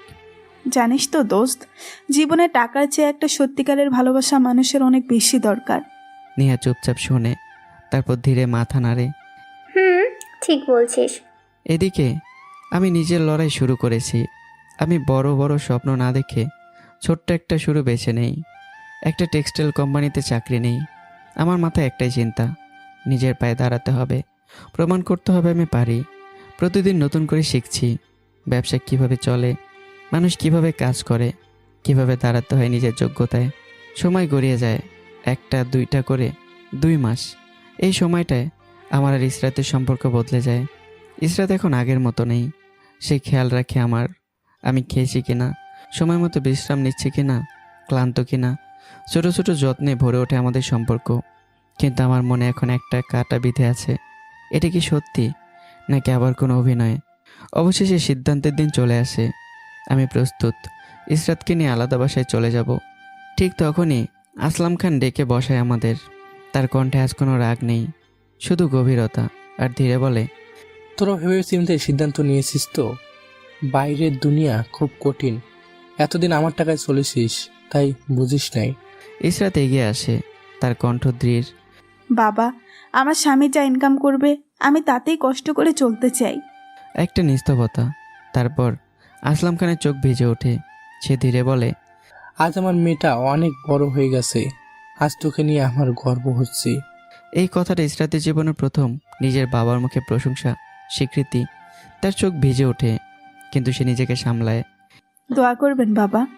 এই বলে সে আমার হাত ধরে বেরিয়ে যায়। অন্যদিকে শারমিন খান দাঁড়িয়ে সব দেখছিল। তার মুখ শক্ত হয়ে যায়। ইসরাত বের হতেই সে রাগে ফেটে পড়ে। ফোন বের করে কল দেয়। আবি, ওপাশ থেকে ঠান্ডা কণ্ঠ, হ্যাঁ ছোট মা। তুমি কি করছো? সব হাতের বাইরে চলে যাচ্ছে। আবির শান্ত গলায় বলে, ছোট মা, আগে আমাকে দেশে আসতে দাও। আর তুমি তো এখনো ছবি পাঠাও নাই। একটু থামে, শারমিন দাঁত চেপে বলে, 1 সপ্তাহের মধ্যে পাঠাচ্ছি। লাইন কেটে যায়। ওপাশে আবিরের ঠোঁটে ধীরে ধীরে একটা ভয়ঙ্কর হাসি ফুটে ওঠে। আর এদিকে আমি আর ইসরাত নতুন জীবনের পথে পা বাড়াচ্ছি। ছোট্ট 2 রুমের একটা বাসা, নতুন রং করা দেয়াল, জানালার পাশে পাতলা পর্দা, এক কোণে ছোট্ট একটা রান্নাঘর। সব মিলে খুব সাধারণ, কিন্তু ইসরাতের কাছে এটা যেন নিজের একটা পৃথিবী মনে হচ্ছে। সে চারদিকে তাকিয়ে হালকা হাসে, যেন কেমন নিজের মনে হচ্ছে। আমি তাকিয়ে থাকি। এই মেয়েটা যে বিলাসিতার মধ্যে বড় হয়েছে, সে আজ এই ছোট্ট বাসায় এত খুশি। হঠাৎই ইসরাতের মাথা ঘুরে ওঠে। সে দেয়ালে হাত রাখে। এরপরই একটার পর একটা বমি। আমি ভয় পেয়ে যাই। ইসরাত, তোমার কি হয়েছে? আমি দৌড়ে বাড়িওয়ালার বউকে ডেকে আনি। মহিলা এসে সব দেখে হালকা এসে বলে, আরে বাবা, ভয় পাওয়ার কিছু নেই। তোমার স্ত্রী গর্ভবতী, তোমরা মা বাবা হতে যাচ্ছ। মুহূর্তেই সময় থেমে যায়। আমি স্থির হয়ে দাঁড়িয়ে থাকি। আমার চোখ বড় বড় হয়ে যায়। বাবা, আমার ঠোঁট কাঁপে। আমি হাসতে চাই কিন্তু পারি না। হঠাৎই আমার বুক ভেঙে যায়। অজরে কাঁদতে শুরু করি। সব কষ্ট, সব অপমান, সব একাকিত্ব আজ যেন এক মুহূর্তে ভেঙে বের হয়ে আসে। বাড়িওয়ালার বউ চুপচাপ চলে যায়। ইসরাত বসে থাকে স্তব্ধ। তার বুকের ভেতর এক অদ্ভুত অনুভূতি। আমি মা হব? কেন এত ভালো লাগছে? এটাই কি সংসার? মা হওয়ার অনুভূতি। সে নিজের পেটে হাত রাখে। তার চোখে অজানা এক কোমলতা জন্ম নেয়। কিছুক্ষণ পর আমি ইসরাতকে নিয়ে ডাক্তারের কাছে যাই। ডক্টর সব পরীক্ষা করে হেসে বলে, কংগ্রাচুলেশন, আপনি প্রেগনেন্ট। এবার আর কোনো সন্দেহ নেই। খবর পৌঁছে যায় খান বাড়িতে। আসলাম খান শুনে যেন নিজেকে ধরে রাখতে পারে না। তার মুখে আনন্দের ঝলক। আলহামদুলিল্লাহ, কারণ যে মিথ্যা একদিন অপমানের কারণ ছিল আজ সেটা সত্যি হয়ে গেছে। দিন গড়িয়ে যায়, 10টা দিন পার হয়। আমি যত্ন নিচ্ছি ইসরাত খাচ্ছে কিনা, সময় মতো ওষুধ নিচ্ছে কিনা, আর ইসরাত অদ্ভুতভাবে শান্ত হয়ে গেছে। অন্যদিকে শারমিন খান ফোনে আবিরের সাথে কথা বলছে। আমি সব ছবি পাঠিয়ে দিয়েছি ওর বান্ধবী, বন্ধু আর ওই ছেলেটারও। একটু থামে। আর একটা কথা, ইসরাত কিন্তু সত্যি প্রেগনেন্ট। ওবাসে নীরবতা, তারপর আবিরের কণ্ঠ বদলে যায়। কি বললে? ইশরাত প্রেগনেন্ট? তার নিঃশ্বাস ভারী হয়ে ওঠে, তার শরীর কাঁপছে, চোখ লাল, কিন্তু সে নিজেকে সামলায়, খুব ঠান্ডা গলায় বলে, ছোট মা, আগামীকাল আমি আমার চাল চালবো। লাইন কেটে যায়। 2 দিন পর আমার ফোনে একটা হঠাৎ ভিডিও আসে, অচেনা নাম্বার। আমার বুক ধুক করে ওঠে। আমি ভিডিওটা ওপেন করি। ভিডিওতে ইসরাত আর নেহা বলছে, দোস্ত, তুই সত্যিই বাচ্চা নিলি? আমার চোখ বড় বড় হয়ে যায়। ইসরাতের কণ্ঠ ছবি একদম পরিষ্কার। এই বাচ্চাটা নিলাম বাবার চোখে যেটা মিথ্যা ছিল সেটা সত্যি করার জন্য। আমার হাত কাঁপতে শুরু করে। নেহা আবারও, এখন সত্যি হলো। এই বাচ্চা নিয়ে কি করবি? ইসরাত নির্দয় আর ঠান্ডা কণ্ঠে বলে, এখন কি করব? এই বাচ্চা আমি পালন করতে পারবো না। যেভাবেই হোক বাবার সব সম্পত্তি আমার নামে আসুক, তারপর ওকে কোনো এতিমখানায় দিয়ে আসবো। 1 সেকেন্ড থেমে বলে, এরপর তার বাবাকে ডাস্টবিনে। সবচেয়ে ভয়ঙ্কর কথাগুলো শুনে আমার শ্বাস বন্ধ হয়ে আসে। ভিডিও শেষ, নীরবতা। আমি দাঁড়িয়ে আছি, কিন্তু আমার ভেতরে সব কিছু ভেঙে পড়েছে। আমার শরীর থরথর করে কাঁপছে, কপাল বেয়ে ঘাম ঝরছে। আমার সামনে যেন হঠাৎ করে পৃথিবী উল্টো হয়ে গেল। একটা মাত্র ভিডিও দেখেই আমার সমস্ত বিশ্বাস, সমস্ত নিশ্চয়তা ভেঙে চুরমার হয়ে গেল। মনে মনে ভাবতে লাগলাম, তাহলে কি এতদিন যা কিছু ছিল সবই অভিনয়? ভালোবাসা নামে প্রতারণা? শুধুই বাবার সম্পত্তির লোভে এত নিখুঁত একটা নাটক সে করছিল। নিজের সন্দেহকে আর দমিয়ে রাখতে না পেরে আমি তড়িঘড়ি করে সে নাম্বারে ফোন করলাম, কিন্তু ফোন বন্ধ। 1বার 2বার বারবার চেষ্টা করে একই ফল। ঠিক তখনই দরজা ঠেলে ইসরাত ঘরে ঢুকে নরম কণ্ঠে জিজ্ঞাসা করলো, তুমি কি খাবে? আজ কি রান্না করব? আমি যেন মুহূর্তে স্তব্ধ হয়ে গেলাম। আমার মনে হলো এই মেয়েটা কি অসাধারণ অভিনয় না করতে পারে। বাইরে এত শান্ত, এত স্বাভাবিক, আর ভেতরে লুকিয়ে আছে কত বড় ছলনা। মনে মনে আমি তীব্র ঘৃণায় ফিসফিস করে উঠি। কি নিখুঁত অভিনয়! কিন্তু আর না, সব বুঝে ফেলেছি আমি। এখন শুধু অপেক্ষা আমার সন্তানের পৃথিবীতে আসার। ইসরাত আবারও বলল, কি হলো? কিছু বলছো না কেন? কি রান্না করব? আমি নিজের ভেতরের আগুনটাকে কোনোভাবে চাপা দিয়ে শান্ত স্বরে বললাম, তোমার যা ইচ্ছা সেটাই রান্না করো। এই উত্তর শুনে ইসরাতের মুখে একরাশ হাসি ফুটে উঠল। সে খুশি মনে ঘর থেকে বেরিয়ে গেল, আর আমি বিস্ময়ে তাকিয়ে রইলাম। এই অভিনয়ের গভীরতা আমাকে প্রতিনিয়ত আরও বিভ্রান্ত করে তুলছে। দিন যেতে লাগলো। প্রতিদিন ইসরাত নতুন করে তার দায়িত্ব, যত্ন আর ভালোবাসা দিয়ে আমাকে ঘিরে রাখে। আমি অবাক হই, তবুও মনে মনে দোষারোপ করি। সব কিছুই আমার কাছে এক নিখুঁত অভিনয় ছাড়া আর কিচ্ছু নয়। তবুও নিজের সমস্ত কষ্ট ভুলে শুধুমাত্র অনাগত সন্তানের কথা ভেবে আমি ইসরাতের যত্ন নেই, সময় মতো ওষুধ খাওয়াই, খেয়াল রাখি। এক অদ্ভুত টান আর দ্বন্দ্বে জড়িয়ে পড়ে আমার জীবন। এইভাবেই কেটে যায় আরও 4টি মাস। ইসরাত এখন 6 মাসের গর্ভবতী। তার চলাফেরায় কষ্ট স্পষ্ট, তবুও মুখে এক অদ্ভুত প্রশান্তি। এরই মধ্যে এক শুক্রবারে আসলাম খান আমাদের দুজনকেই নিজের বাসায় দাওয়াত দেন। আমি আর ইসরাত সেখানে উপস্থিত হই। ইসরাতের ভারী হয়ে ওঠা শরীর নিয়ে হাঁটতে কষ্ট হচ্ছিল, তবুও সে ধীরে ধীরে সব সামলাচ্ছিল। আসলাম খান, আকরাম খান, তাদের পরিবার সবাই মিলে একসাথে বসে খাওয়া দাওয়া করছিলাম। ঘর ভরেছিল হাসি আর কথোপকথনে। খাওয়া শেষ হতেই হঠাৎ করে দরজার সামনে এক অপ্রত্যাশিত উপস্থিতি। আবির। ঘরের পরিবেশ যেন মুহূর্তেই জমে গেল। হঠাৎ করে দরজার সামনে দাঁড়িয়ে থাকে ছেলেটি বিকট স্বরে বলে উঠল, ওয়েলকাম টু মাই হাউস বাবা মা। যাচ্ছ ছোট মা? তার কণ্ঠে ছিল এক অদ্ভুত উচ্ছ্বাস, কিন্তু সেই উচ্ছ্বাসের ভেতরে যেন লুকিয়েছিল শীতল কোনো সুর, যা শুনে মুহূর্তেই পুরো ঘরটা নিস্তব্ধ হয়ে গেল। সবাই থমকে গেল। কারো হাতের গ্লাস মাঝ আকাশে স্থির, কারো মুখে অর্ধেক কথাই থেমে গেল। আসলাম খান বিস্ফোরিত চোখে তাকিয়ে রইল। তার ঠোঁট কাঁপছিল, কিন্তু কোনো শব্দ বেরোচ্ছিল না। মনে মনে শুধু একটা কথাই প্রতিধ্বনিত হচ্ছিল, আবির, এ কিভাবে সম্ভব? ও যদি এখানে আসে তবে তো সব শেষ। আমার মেয়ের সংসার, তার জীবন। আকরাম খান চেয়ার থেকে আধা উঠে আবারও বসে পড়লেন, যেন পায়ের নিচের মাটি হঠাৎ সরে গেছে। বাড়ির অন্য সদস্যরাও একে অন্যের মুখের দিকে তাকিয়ে আছে, অবিশ্বাস, ভয় আর বিস্ময়ের মিশ্র ছায়া সবার চোখে। কিন্তু সবচেয়ে বেশি স্থির হয়ে গেল ইসরাত। তার চোখ দুটো যেন হঠাৎ করেই বড় হয়ে উঠল, ঠোঁট শুকিয়ে এলো, মুখে কোনো শব্দ নেই, কিন্তু তার দৃষ্টিতে স্পষ্ট আতঙ্ক, যেন অতীতের কোনো দুঃস্বপ্ন হঠাৎ জীবন্ত হয়ে সামনে এসে দাঁড়িয়েছে। আমি অবাক একবার ইসরাতের দিকে, আরেকবার আবিরের দিকে তাকাচ্ছি। আমি বুঝতে পারছি এই মানুষটার আগমন সাধারণ কিছু নয়। এরপরই ঘটল আরেক দৃশ্য। আবিরের মা নিজেকে সামলাতে পারলেন না, আবির, আমাদের ছেলে। বলে ছুটে এসে তাকে জড়িয়ে ধরলেন। তার চোখ থেকে অঝরে পানি ঝরছে, হাত কাঁপছে, যেন বহুদিনের হারানো ধন ফিরে পেয়েছেন। আবিরের বাবা এগিয়ে এসে ছেলের কাঁধে হাত রাখলো। চোখ ভিজে উঠছে, কিন্তু নিজেকে শক্ত রাখার চেষ্টা করছেন। এই আবেগক্ষণ মুহূর্তেও আবির স্থির, তার ঠোঁটে হালকা এক হাসি, না পুরো নির্লিপ্ততা। সে ধীরে ধীরে মায়ের কাঁধে হাত রাখলো, কিন্তু সেই স্পর্শ ছিল না কোনো উষ্ণতা, বরং অদ্ভুত এক নিয়ন্ত্রিত শীতলতা। তার চোখ ঘুরে এলো সবার উপর দিয়ে, শেষে গিয়ে থামলো আমার উপর। একটু থেমে মাপাসরে বলল, ও, তুমি নিশ্চয়ই অনেক। তার কণ্ঠে কোনো রাগ নেই, কোনো প্রশ্ন নেই, বরং এমন এক স্বাভাবিকতা যা অস্বাভাবিকভাবে ভয়ঙ্কর।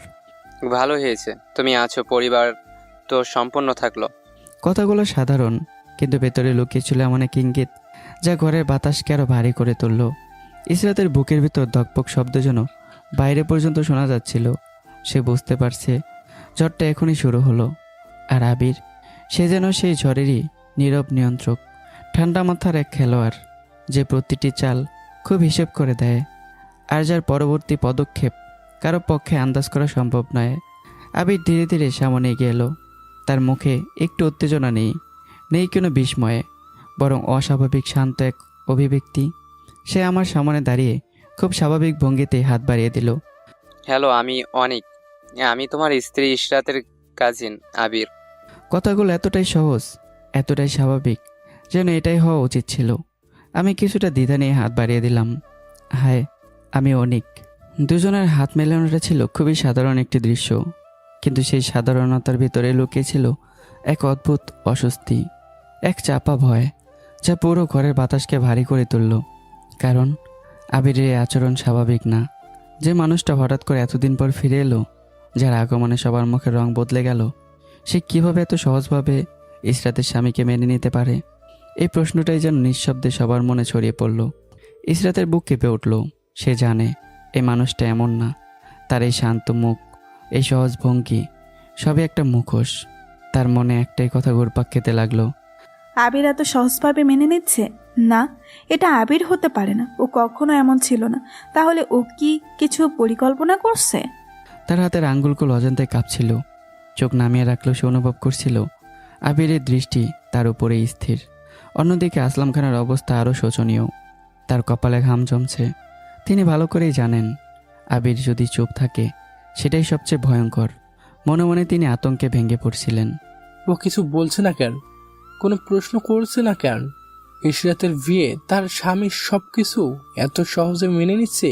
না না না, এটা ঝড়ের আগে নিস্তব্ধতা। আবির কখনো এমন না। ও চুপ মানেই ও কিছু বড় কিছু করবে। আকরাম খানও গম্ভীর হয়ে গেলেন। তিনি একবার ছেলের দিকে আর একবার আমার দিকে তাকাচ্ছেন, কিন্তু কিছুই বুঝে উঠতে পারছেন না। ঘরের অন্য সদস্যদের মধ্যেও এক অদ্ভুত অস্বস্তি ছড়িয়ে পড়েছে। কারো মুখে কথা নেই, কিন্তু সবার চোখে একই প্রশ্ন। আর আবির, সে হাত ছাড়ার পরও আমার দিকে তাকিয়ে রইল কয়েক সেকেন্ড। তার ঠোঁটের কোণে ধীরে ধীরে ফুটে উঠল এক মৃদু হাসি, না খুব বড় না খুব ছোট, কিন্তু অস্বাভাবিকভাবে স্থির। তার চোখে ছিল না কোনো আবেগ, ছিল শুধু হিসেব, পরিমিত ঠান্ডা হিসেব। সে ধীরে ধীরে বলল, তোমাদের দেখে ভালো লাগছে সত্যি।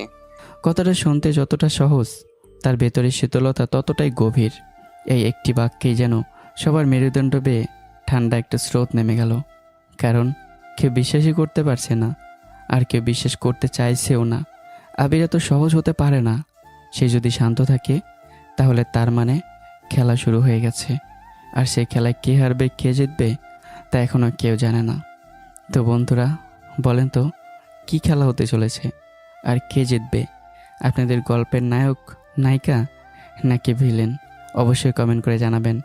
আর আগামীকালকে ইনশাল্লাহ এই গল্পের দ্বিতীয় পর্বসহ পুরো পর্ব একসাথে করে দেওয়া হবে, সেখানেই সব জানতে পারবেন।